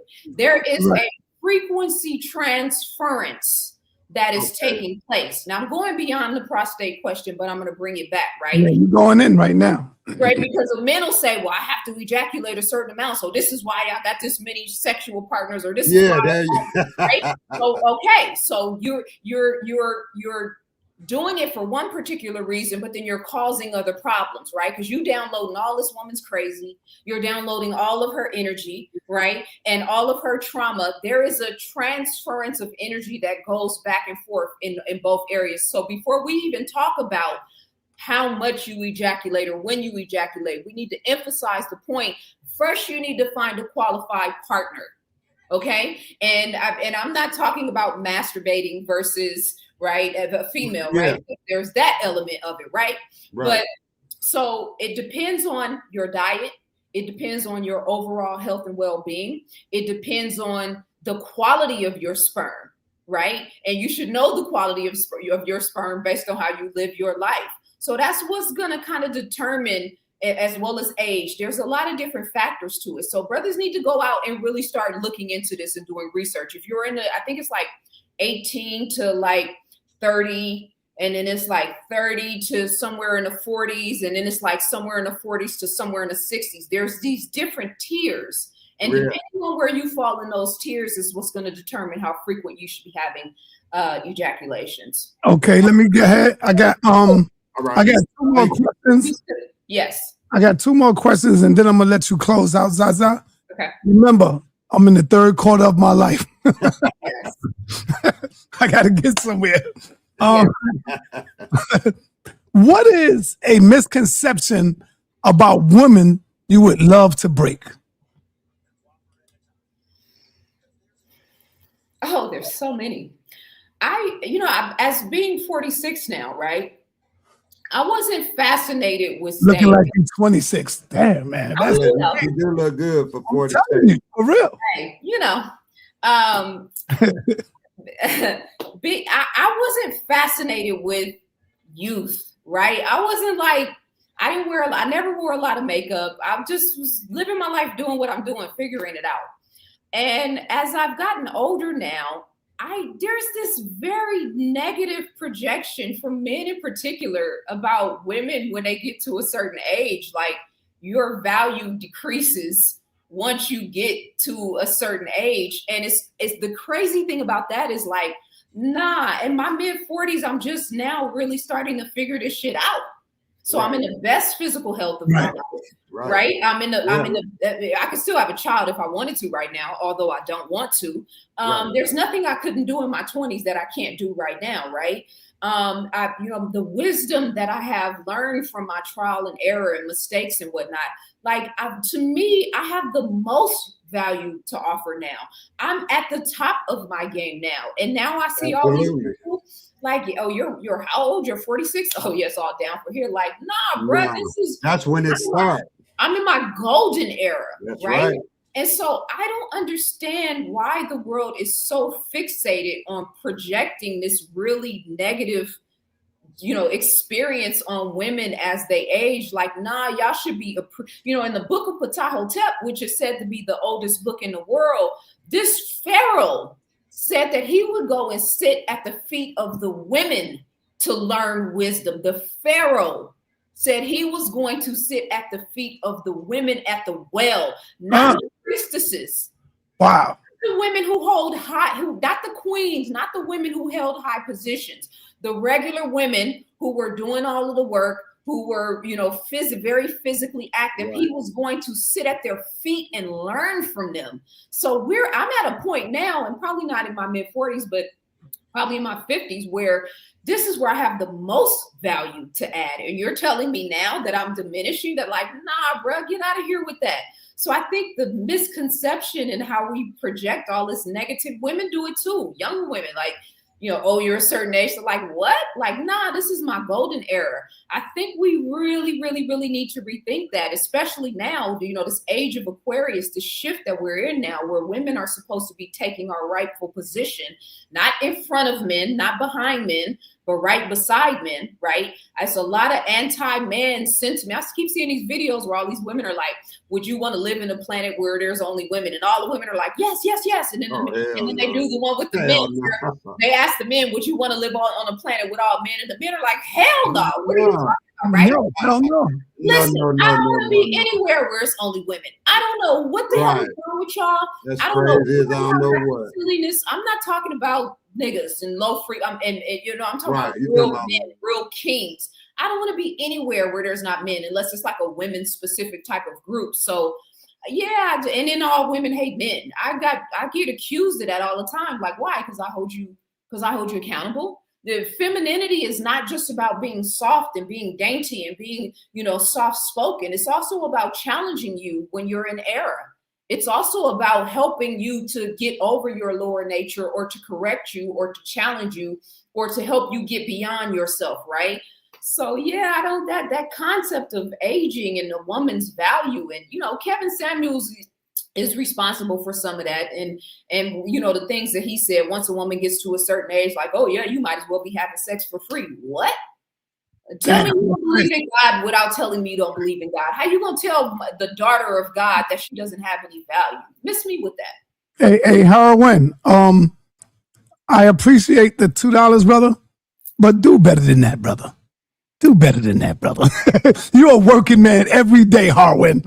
You up here every day. Come stronger than that, brother. Come on, man. Stop playing. I'm not no kid. We not kids up in here, man.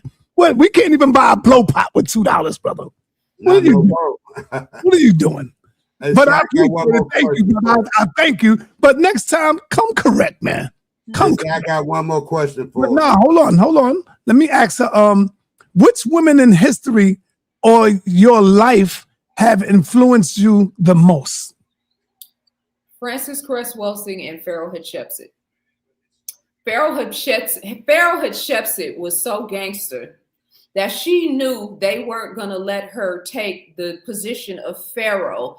And so she basically told everybody that I am the son of God.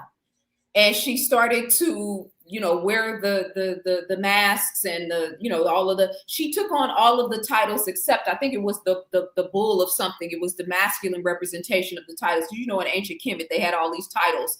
They have like 50, 100 different titles that sort of represented their essence. And so she said, okay, this is a man's game. Okay, well then, and she sort of made up this story, and she was a very religious woman. So by me saying made up this story, I feel like I'm not doing it justice. But she said, yeah, I am the son of Horus, and I was born through immaculate conception. And you know what I mean? And proceeded to be a great, powerful boss, right? And it's still her temple was one of the most beloved wonders of the world, right? And then Dr. Frances Cress Welsing, because I'm an intellectual, right? Like I'm heavy into the sciences. That's what I loved about the teachings of the Nation of Islam. Like before I ever went to an MGT class, I had already studied the Supreme Wisdom. I was ready to recite. I was reading a theology of time. Like I'm coming to talk about atoms and cracking atoms and getting into the building blocks of society. So I was an intellectual, and so when I saw Dr. Frances Cress Welsing debate William Shockley, I think it was, about the dominant versus recessive gene. And she tore that white boy up, and I was like, that's it right there. That's it right there. So Dr. Frances Cress Welsing and Pharaoh Hatshepsut for sure. I got one question. Have you ever witnessed brothers? Let's say you walk in the street, you looking good, you beautiful, you fine, you nice, you walk in the street. Have you ever noticed brothers that is somewhat intimidation? You set off like some intimidation. They're timid of you. Intimidated. Like afraid to even approach you, but you see them looking at you. Yes. Why are you doing that? Huh? All the time. Yeah. Mm-hmm. Go ahead, Suntan. My question, I got a little surprise for you, sister. Okay. Because you keep mentioning you're in your 40s, right? Yes. Wait till you get 50, it's gonna be even more beautiful. Yes. Trust me. You're gonna gain more power intellectually, and your life just gonna feel just like a flower, because this is my saying, and I've been saying this for years. I'm 66. When you hit 50, you're at the top of the hill. When you go over, that's when you over the hill. But you're still at your best. So 50, you're gonna love it. Because I loved it at 50. And guess what? I'm loving it at 60. So I'm trying to fast now and do things of that nature. So I receive that. And you hear all the women say like 50s is a different gear. Yeah. Because you stop caring about what people think, and you stop listening to other people and really start to listen to their true authentic self. And for you being 66 now, like let me just let you know how valuable and how important. We've lost a lot of our elders, in these last years. We've lost a lot of elders, and so Your wisdom, your perspective, your vantage point is really, really important. You've seen the world before social media. You've seen the world before the internet. We need that wisdom. We're going to really need that to stay grounded in this highly technological, era that we're moving into. So I love the questions that you asked, and I'm so glad that you're here with us. And I'm glad that you frequent sa.neter's platform, because our brothers in particular really need your energy and your perspective. Oh yeah, I'm here every day. Zaza, it's nice meeting you as well. Thank you. Did you get any money? That's what I want to know. Did anybody hit you up? You gotta put the Cash App link in there. Roosevelt, I had it in all the whole show, sir. Yeah, thank you for that. Roosevelt, thank you so much for the love. I appreciate you. Yeah, I put it in when she first started talking. Yeah, that's love. Thank you. Yes, ma'am. Yeah, my man, I thought you said it wasn't working. I'm in Rob McCarthy. It's working. You see the people. There you go, Harwin. That's what I'm talking about, Harwin. All right, Harwin. Okay. You're doing the right thing. Much love, King. Thank you for supporting this brother and his platform. Yeah, there you go, Harwin. You're doing the right thing now. Damn, man, you made me catch a brain frog just now. I wanted to ask her one last question, and we would have been out of here. But go ahead, Sister Zaza, close us out and take us. One more thing. Yes. How do the people get in contact with you for your book? That's what I wanted to bring out. zazaali.com is my website. That's where you can get access. My store, you can get to my store from there. I'm on Instagram, I_am_Zaza_Ali. I'm on Facebook, Zaza Ali. I'm on YouTube, Zaza Ali. You can find me, and you can get all that information from my website. It'll take you to all of my different my different platforms. Thank you so much, Dead Blacks. I appreciate you for the Cash App. I am a 7-time self-published author. I'm working on a course for self-published authors. I'm going to show our people how to get into this business and to do everything from start to finish. It'll also have a writer's course in it to help you with, the formulation of a book, if you will, which is the science. Black Matters Volume 1 and 2, the scientific intervention in our affairs. I didn't even realize I was studying the technology that's in the Jim Jones juice back in 2015 and talking about it in that book. So that was my first book, Plagues of Dysfunction, dealing with the Black male-female dichotomy in the family. The Science of Sex was my first workbook. The Science of Self was my second. Change Your Mind from Lack to Abundance was my third. Keys to Womanhood, What Every Young Lady and Woman Should Know. And now Ancient People, a Social Studies and History textbook. And I told you guys, my next book is going to be dedicated to us here in America.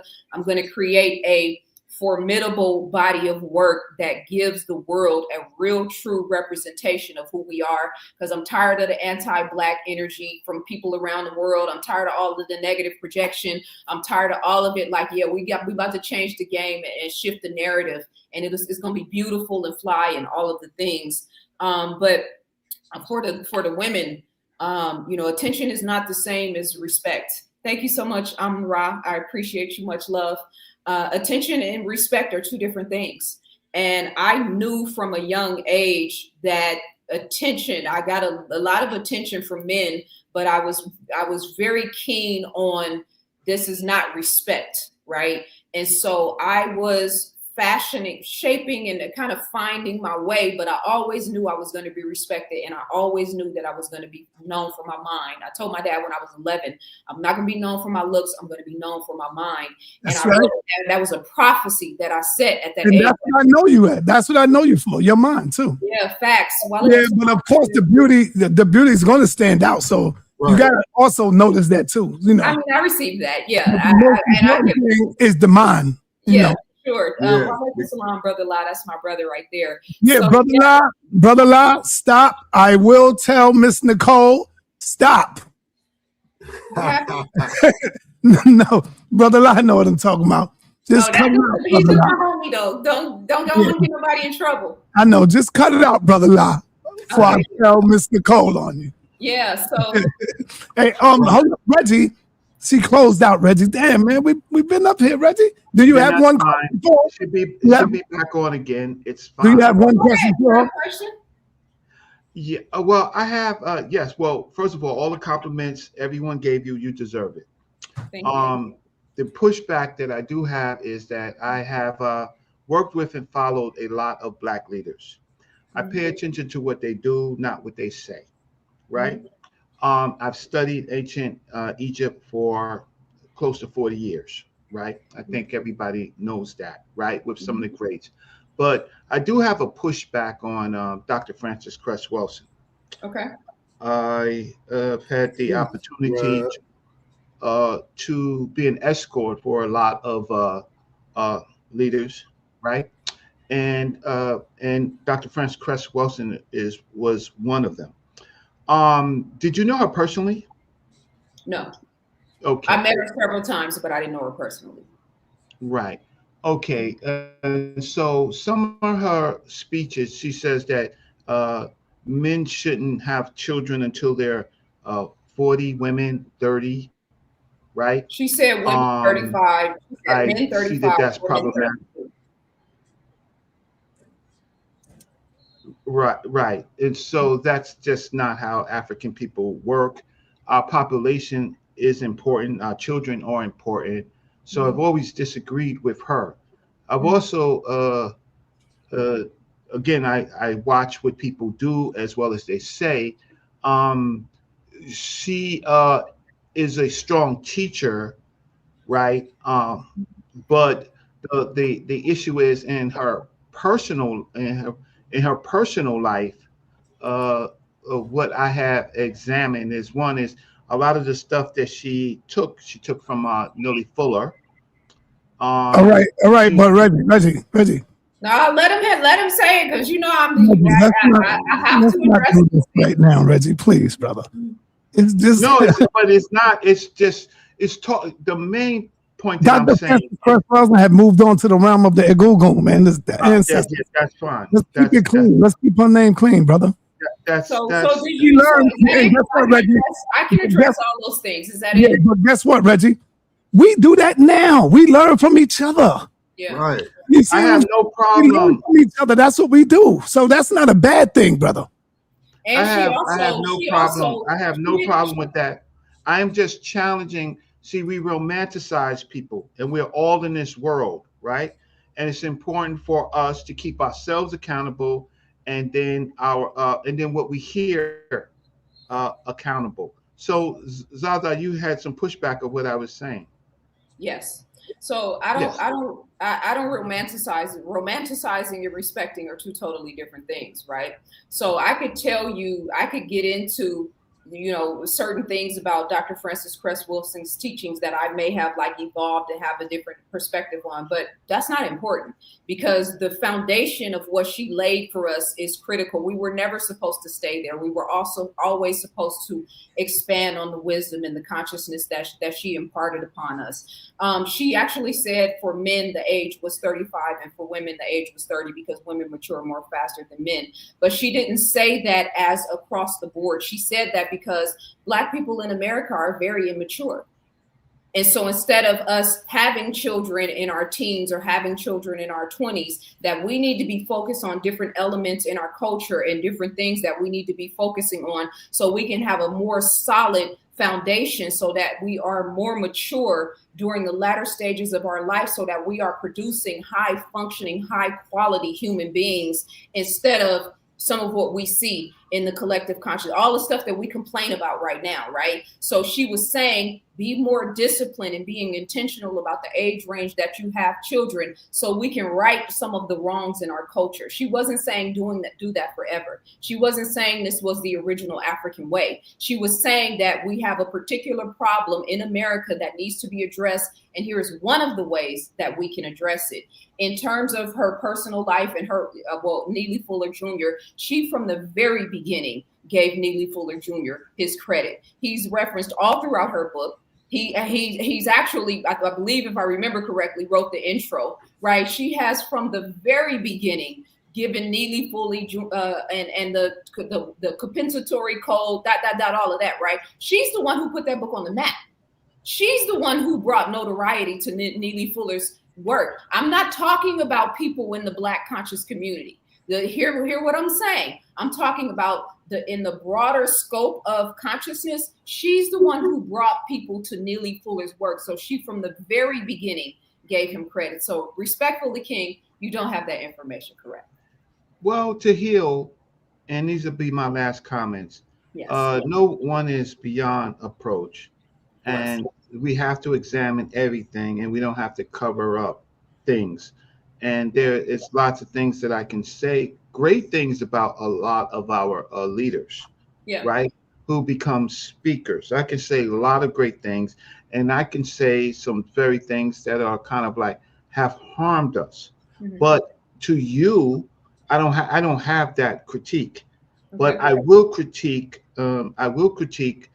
People who stand in front of ourselves, and then they change over a time period for economic reasons, because they get comfortable with that, and they don't do the things that you were saying, right? I only use her as an example, and I didn't complete, because I'm not here to say anything really negative about her. I talked about a point of things that we heard that we have to kind of reassess. Yeah. So let me address that, right? So let me address that. So let me address that, and thank you for sharing that, right? If I put a microscope over your life and your teachings and what you believe, I can assure you that I would have a list of things that I didn't agree with, or things that I felt you could have, should have, or would have done differently. We can say that for every single Black leader, from Elijah Muhammad to Khalid to Noble to Ali to Marcus Garvey, right? We're all human. We're all trying to figure this out.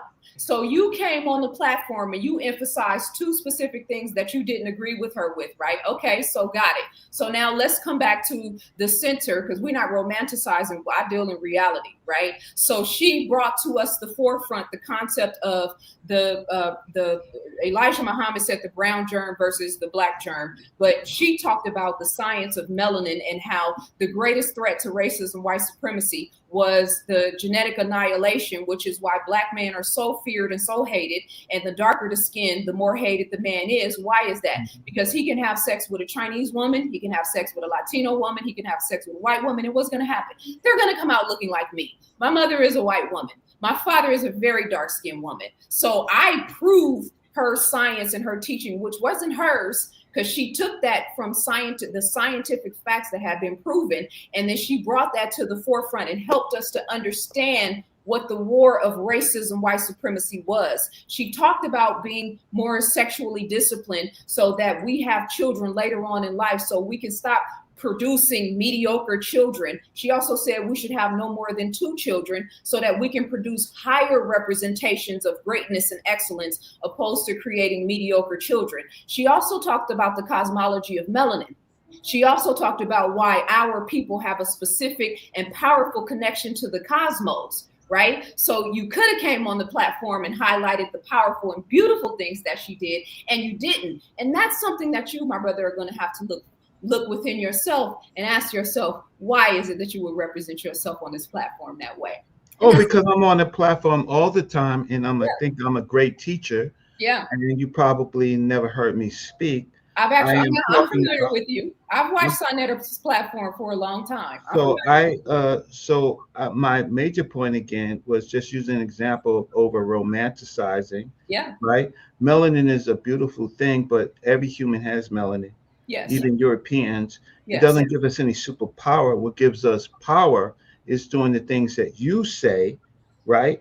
Those are the things that give us power. The skin color in itself doesn't give us power, because I heard you talk about the Moors, for example. I'm a historian, right? And Moors is a mistake. It did not benefit us. It caused the transatlantic slave trade, right? I mean, the trans-Saharan slave trade, right? When the Moors left Spain, expelled, and they went back into Africa, they chose their religion and a particular culture of Islam, not all of Islam, but a particular culture, and then they engaged in slavery. I can't find what they did for African people. So I'd be scared when Reggie hit the platform. Well, let me just, Hey, let me Reggie, you just get out a something. little context, right? Because I'm a historian, right? So Yes. on page 97 of my book, Ancient People, it is Yes. interesting to note that the periods in which most of Europe's oldest and finest universities were established is in very close proximity in time to the powerful scientific development of Moorish Andalus, including the establishment of European centers for translation of Moorish documents. In Italy, the University of Bologna.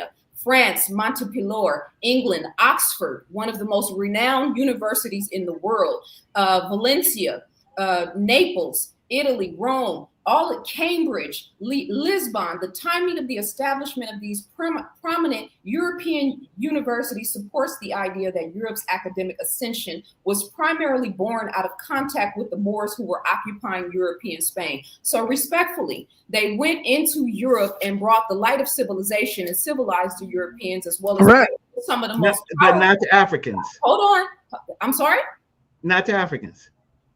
They already created it in Africa. No. See, no, they did not. What They of also- all those things that you It's mentioned? also in America as well. See, this is the Wait, thing. wait. Of all those things that you mentioned, Yes. how did it benefit African people? What they did is they involved themselves in the enslavement process, Mhm. right? And that's one of the things that they're famous for, the eunuchs, right? Mhm. So they participated in that.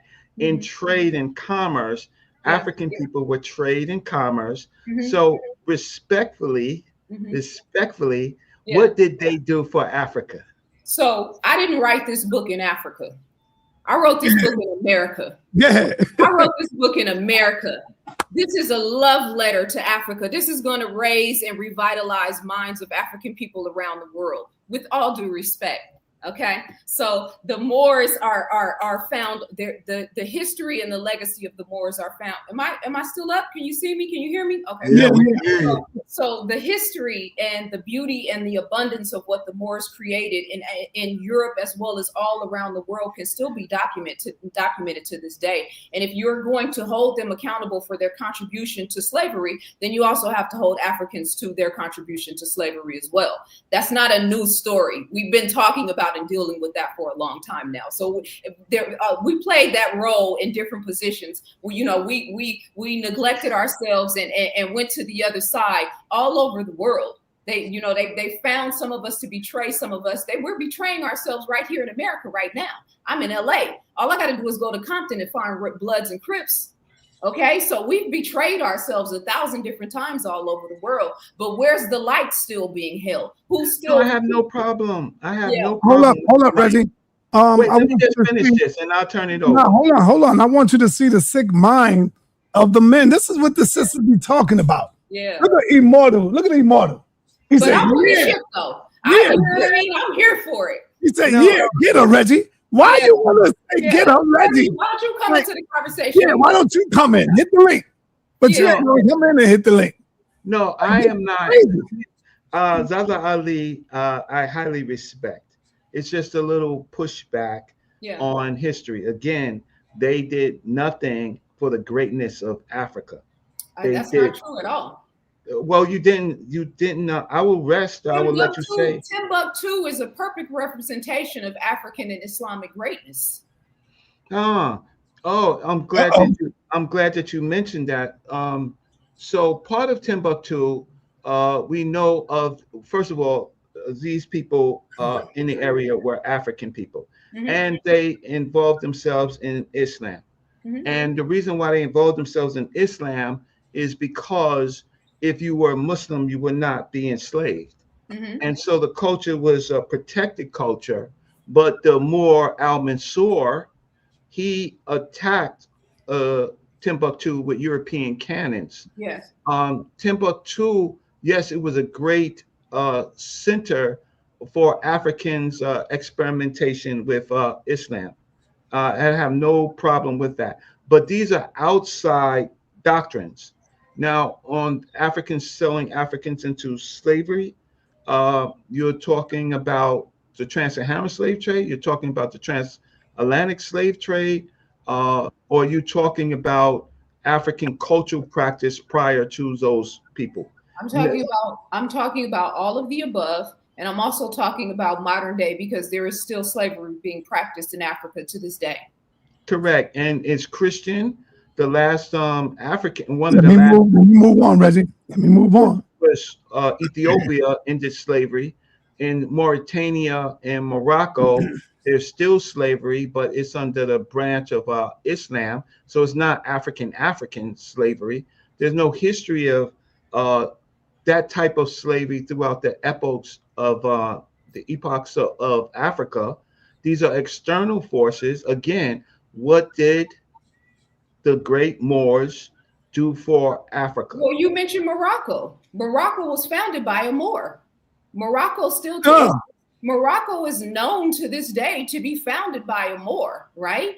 And so, and you say, well, Morocco, Morocco doesn't look anything like it looked before. Yeah, because Africa let it get taken over by white Arabs. Africans let it be taken over by white Arabs. They don't no longer control it. But when it was established, it was absolutely established by an African Moor. I talk about it in my book. All right, hey Reggie, I'm sorry, brother, but we got to move it was on. a pleasure, Zaza Ali. So we're gonna continue the dialogue. Yes, You in over your head right now, Reggie. You in over your head, brother. Much love, brother. I Thank you, appreciate it. sa.neter. You are in the spell of Zaza's intellectual grace. I respect Now you're her. romanticizing. Right. I respect her, but we can argue facts. I did debate the Moors. Well, she's, Zaza is here for the smoke and all that. She can deal with it. So that's fine. So on another show, but what you're doing, I am not. No, I just want to get the rest of the people because I want to close out. I'm not disturbing Zaza. I'm not disturbing anything that you personally are saying about how you your instructions. I think your instructions are good. I just don't want us to romanticize because I think that we have to fix some problems. Yeah. That's all. I agree. We shouldn't romanticize, and we also shouldn't just antagonize and be contrarians for the sake of being contrary. Thank you so much for your vantage point and for your perspective and for being with us. That's not fair. And one more thing, brother. That's not how you win a debate. That's not fair. All right, Reggie. Thank you, my brother Reggie. You can stay right there. Let me bring on Misunderstood. You have a question?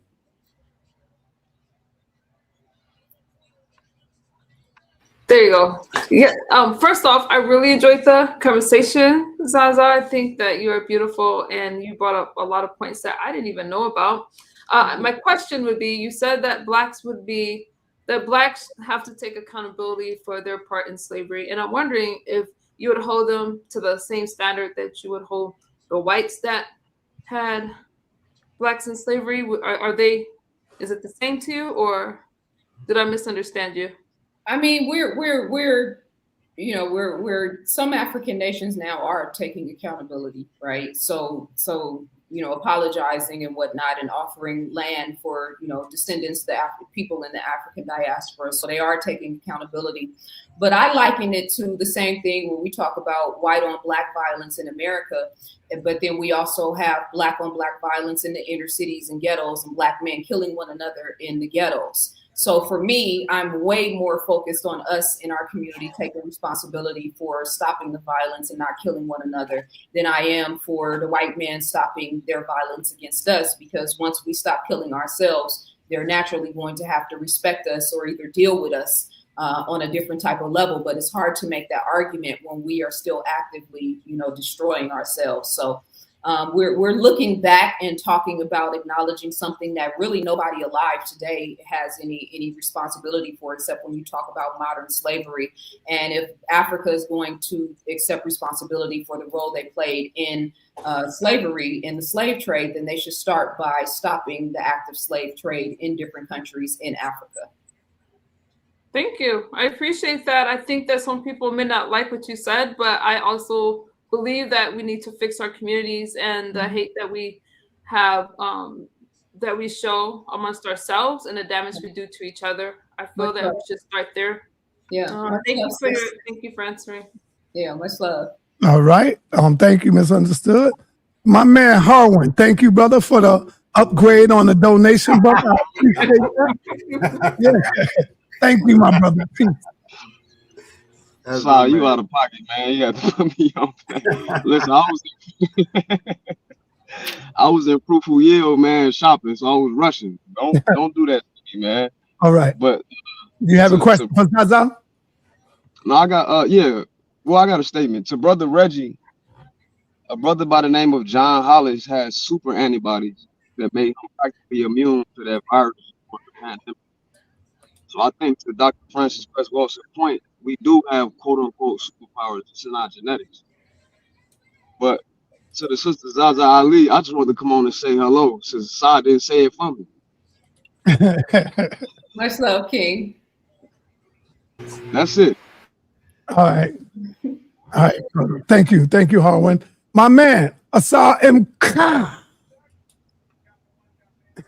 Y'all would try to shoot his shot. You got to shoot the shot better, man. Shoot like the damn Pistons the other night. Hey. You got Detroit in the house. That's right. That's right. My sister Zaza, good evening. Good evenings, Sister Nicole. Of course, my brother Suntan Harwin, my big brother sa.neter, and of course my favorite Saber Reggie, my brother. Zaza, can you take us to particular chapters in your book to make us reflect on the lesson that you brought out that we should focus on? And then secondly, can you speak to the disrespect that America and Israel showed the transatlantic slave trade? Good question. Well, if you read The Secret Relationship Between Blacks and Jews by the Nation of Islam, Part 1 and Part 2, that is an excellent expose to the ongoing, disrespect and capitalization, if you will, of Israel and America, but Israel in particular, and the role that they played in slave trade. A lot of people argue about the statistics of the Holocaust. Was it really 6 million people? There's no way it could have been 6 million people because there was only this amount of people and all of the things, right? And so they have capitalized and have a market on them being the victims in order to take over the world. And so they use that as a marketing, a means of marketing in order for them to continue to control. And then we could talk about the Rothschilds and the banks and all of the things that they've done to sort of go around the world and basically place all of the nations in debt, and America being one of those nations that are in debt as a result of that. The slave trade element and the role that they played and the role that played and how they put them in the economic position to be in the position that they're in right now goes without saying. And again, the secret relationship between Blacks and Jews absolutely lays that all out. As far as today, the role that Israel being the sort of capital of media and monopolizing the media, and how they have this insistent goal to minimize the impact of our people, the impact in the music industry, and how they're producing gangster rap and whole culture and all of these things. Like, bruh, why won't you leave us alone? Right. And they say sex sells and, money, power, respect sells. Yeah, but Kendrick Lamar and J. Cole proved that, but it's not just sex. We can have highly intelligent, beautiful, highly skilled lyricists and rappers that, can go commercial. So Lauryn Hill is another representation of that.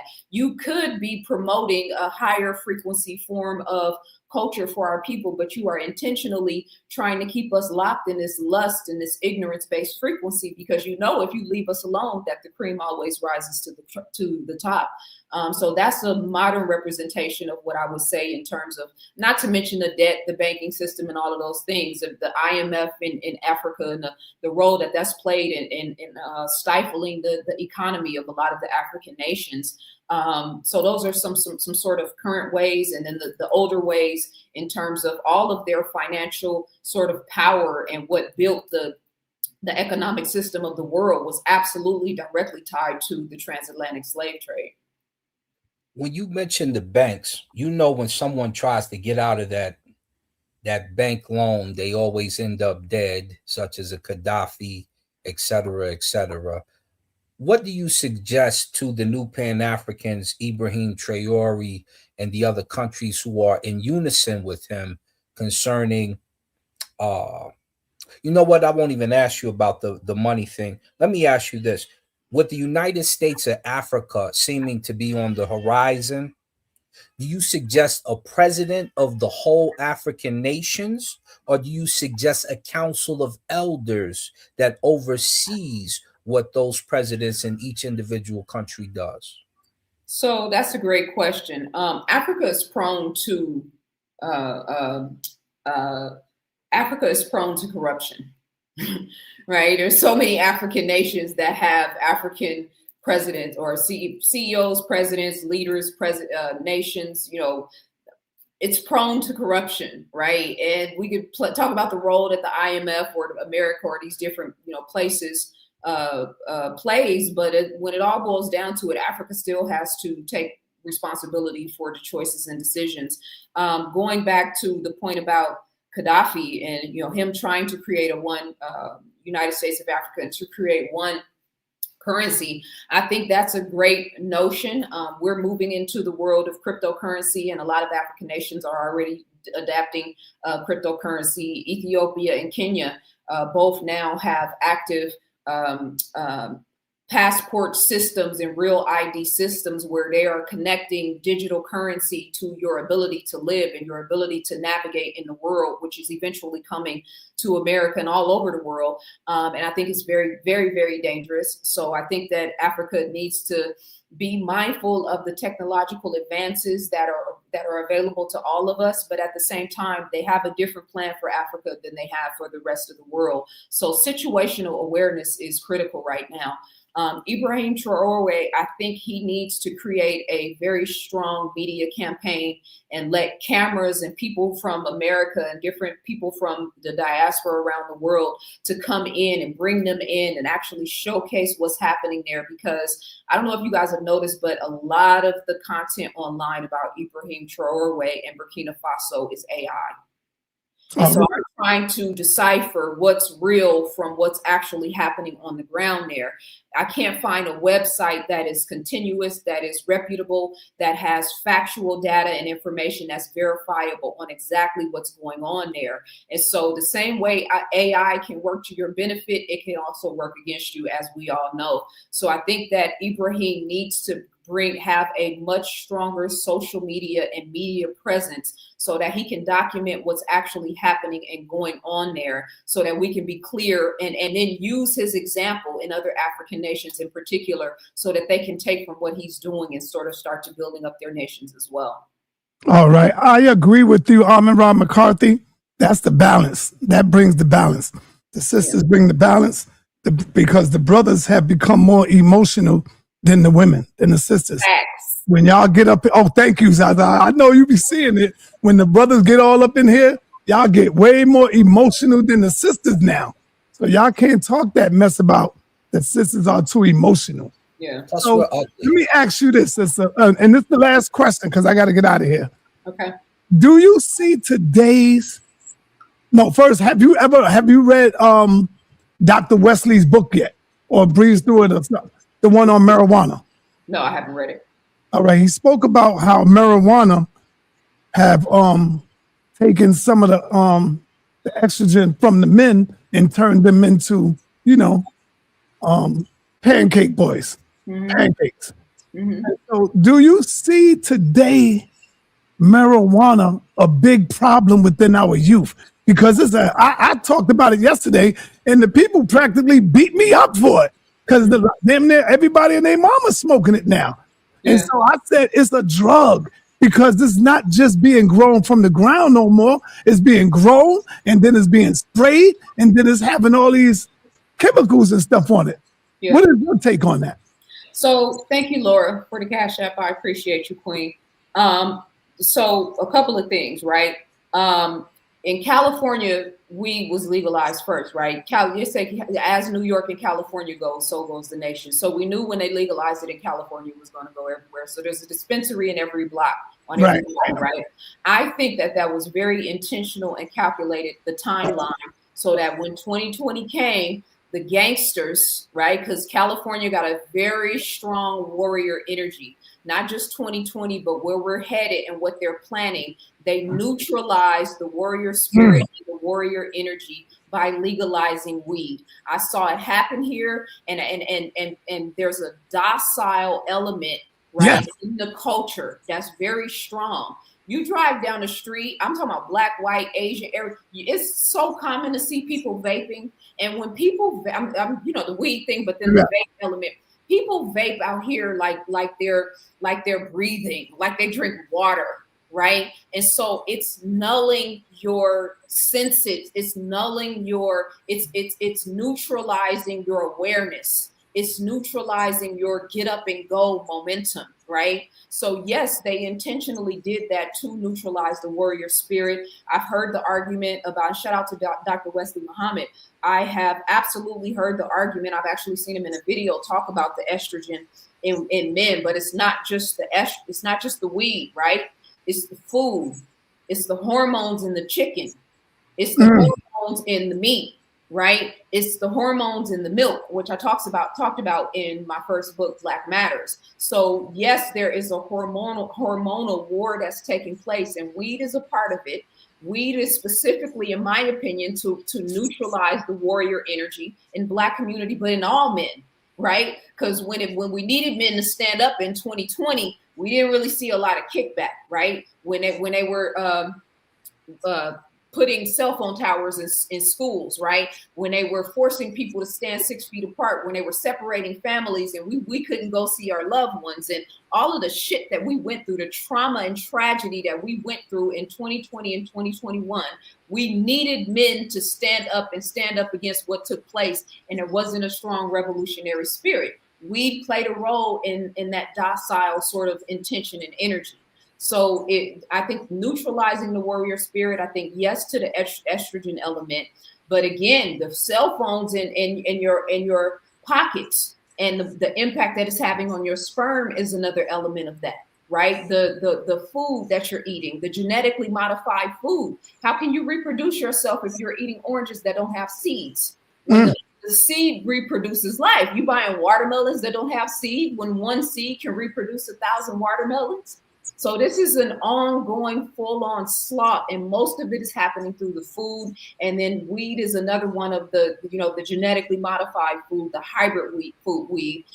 The genetically modified weed and the hybrid weed are one of the ways that they are affecting the estrogen as well as the warrior spirit in all men. All right. Thank you. Thank you very much, Zaza Ali.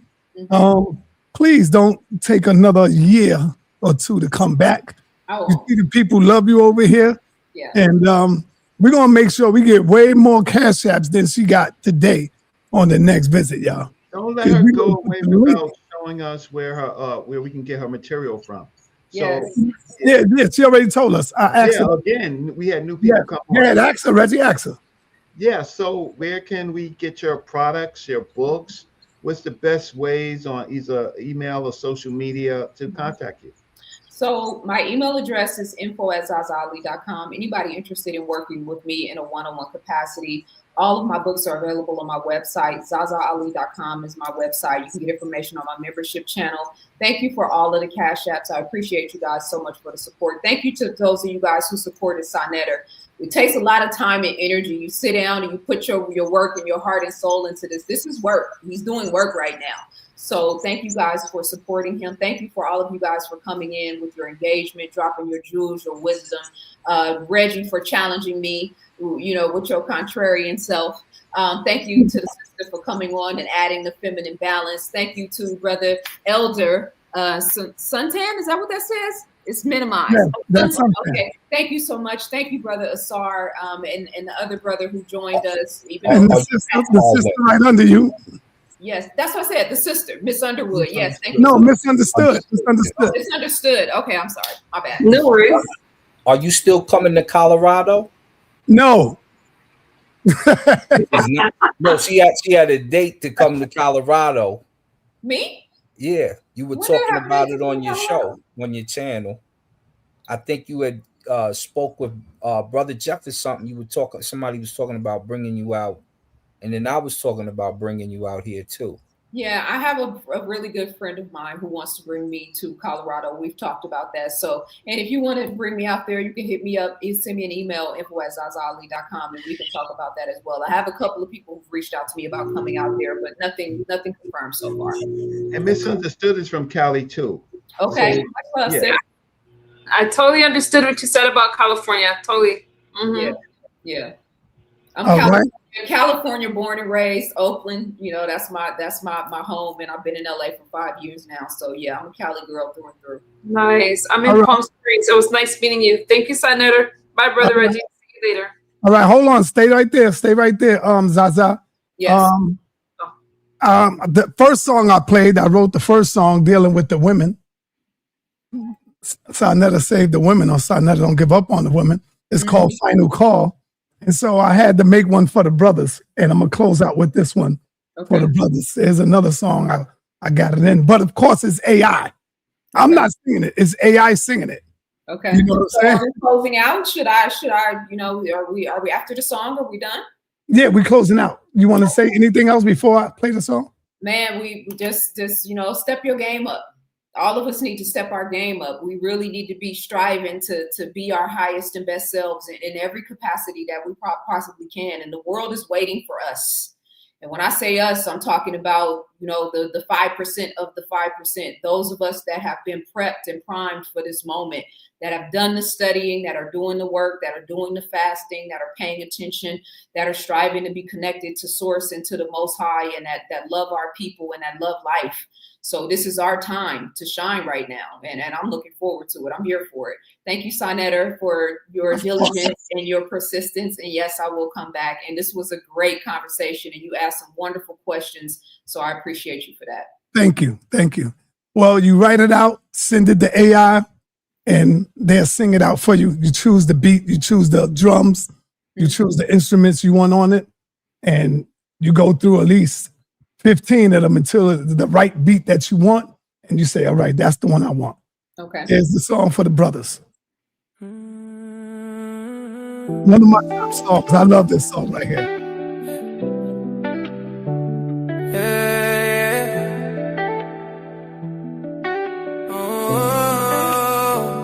Love where you at, where my people at.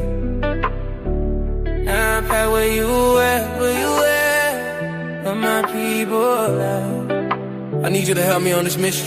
Yeah, this is for my brothers trapped in religion.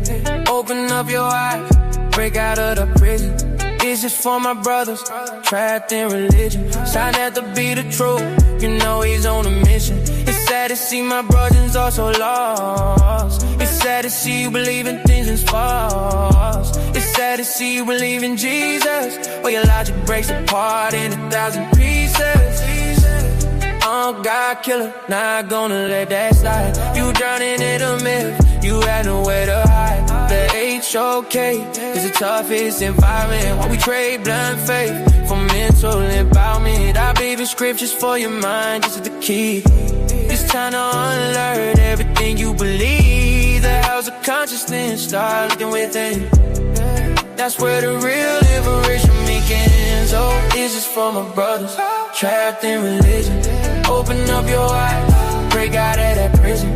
This is for my brother trapped in religion. sa.neter be the truth, he's on a mission. The HOK is more than just a place. It's a tough environment where you check your faith. Bomb squad and pseudo killers who check your sources. Don't come in front cause you will live for losses. The Bible written to break your spirit, built to keep you low, feeding you metaphors,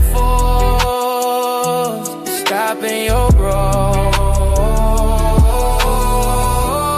These is for my brothers trapped in religion. sa.neter be the truth, he's on a mission. It's sad to see my brothers all so lost. It's sad to see you believe in things that's false. It's sad to see you believe in Jesus, while your logic breaks apart in 1,000 pieces.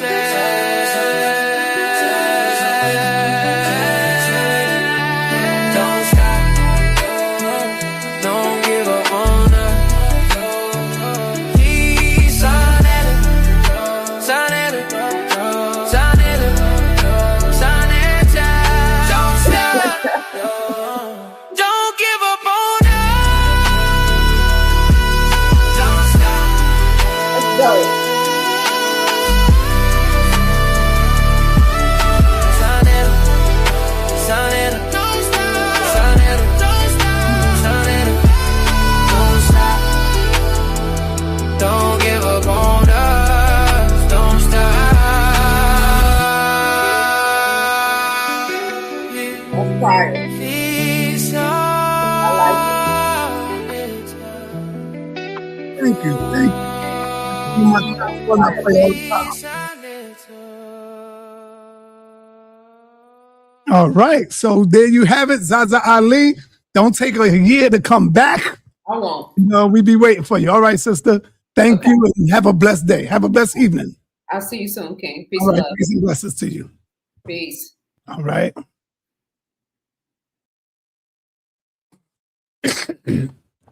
All right, family. Who do we got next? Who do we want next? We got more sisters coming for you. We had Misunderstood. Friday, I think. Or Thursday. Was it Thursday? No. It was Wednesday. We had Misunderstood Wednesday. And then we got our sister today. So that's what's up right there. We got Nepal coming too. We got Nepal coming. And that's going to be awesome. And that's going to be fiery. Peace and blessings, Queen. What's up, Nepal? No, peace. I thought you were closing out. Peace to everybody. Peace to Misunderstood. Peace to the chat. That was good. Okay. Just checking on my people. Trying to see how you guys are doing. I thought you were gonna end the show. I was waiting for you to end it. A lot of background noise. I know. I was waiting for you to end the show. That's all. Peace, everybody. Sa.neter's bringing the sisters in finally. They're not scared to come on the panel anymore. I love that. Good job, Misunderstood. Good job, everybody coming in. Come on into the HOK. We need more women in. Who else is next? Issa Queen, Robin. You next. You next. Well, I'm the queen. I'm the queen, so you get to see me all the time. I want to see more sisters, new sisters, the new ones. I want to see the beauties come in and teach. I love it. Okay. I love it. Misunderstood. You look great up here. You're smart, intelligent. The sister who was just interviewing was great. Who's next? Who's next? Right here. I gotta end it with this song right here. I played one for the brothers. Let me end it with this one, and then we out of here for the sisters. Here's another one I wrote for the sisters. Of course, AI is singing it, and this goes out to the sisters. Let's listen.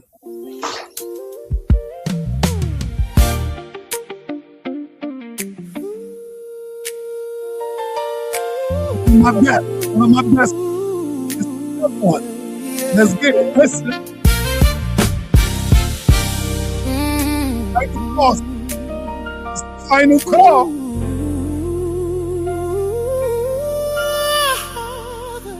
This is for my sisters trapped in religion. Wake up and free the babies. Sa.neter speak the truth, he's on a mission. Yeah. The house of consciousness, the final call. Will your Bible thumpers wake up or just fall? The house of consciousness, the final call. Stop believing in fairy tales, especially Paul.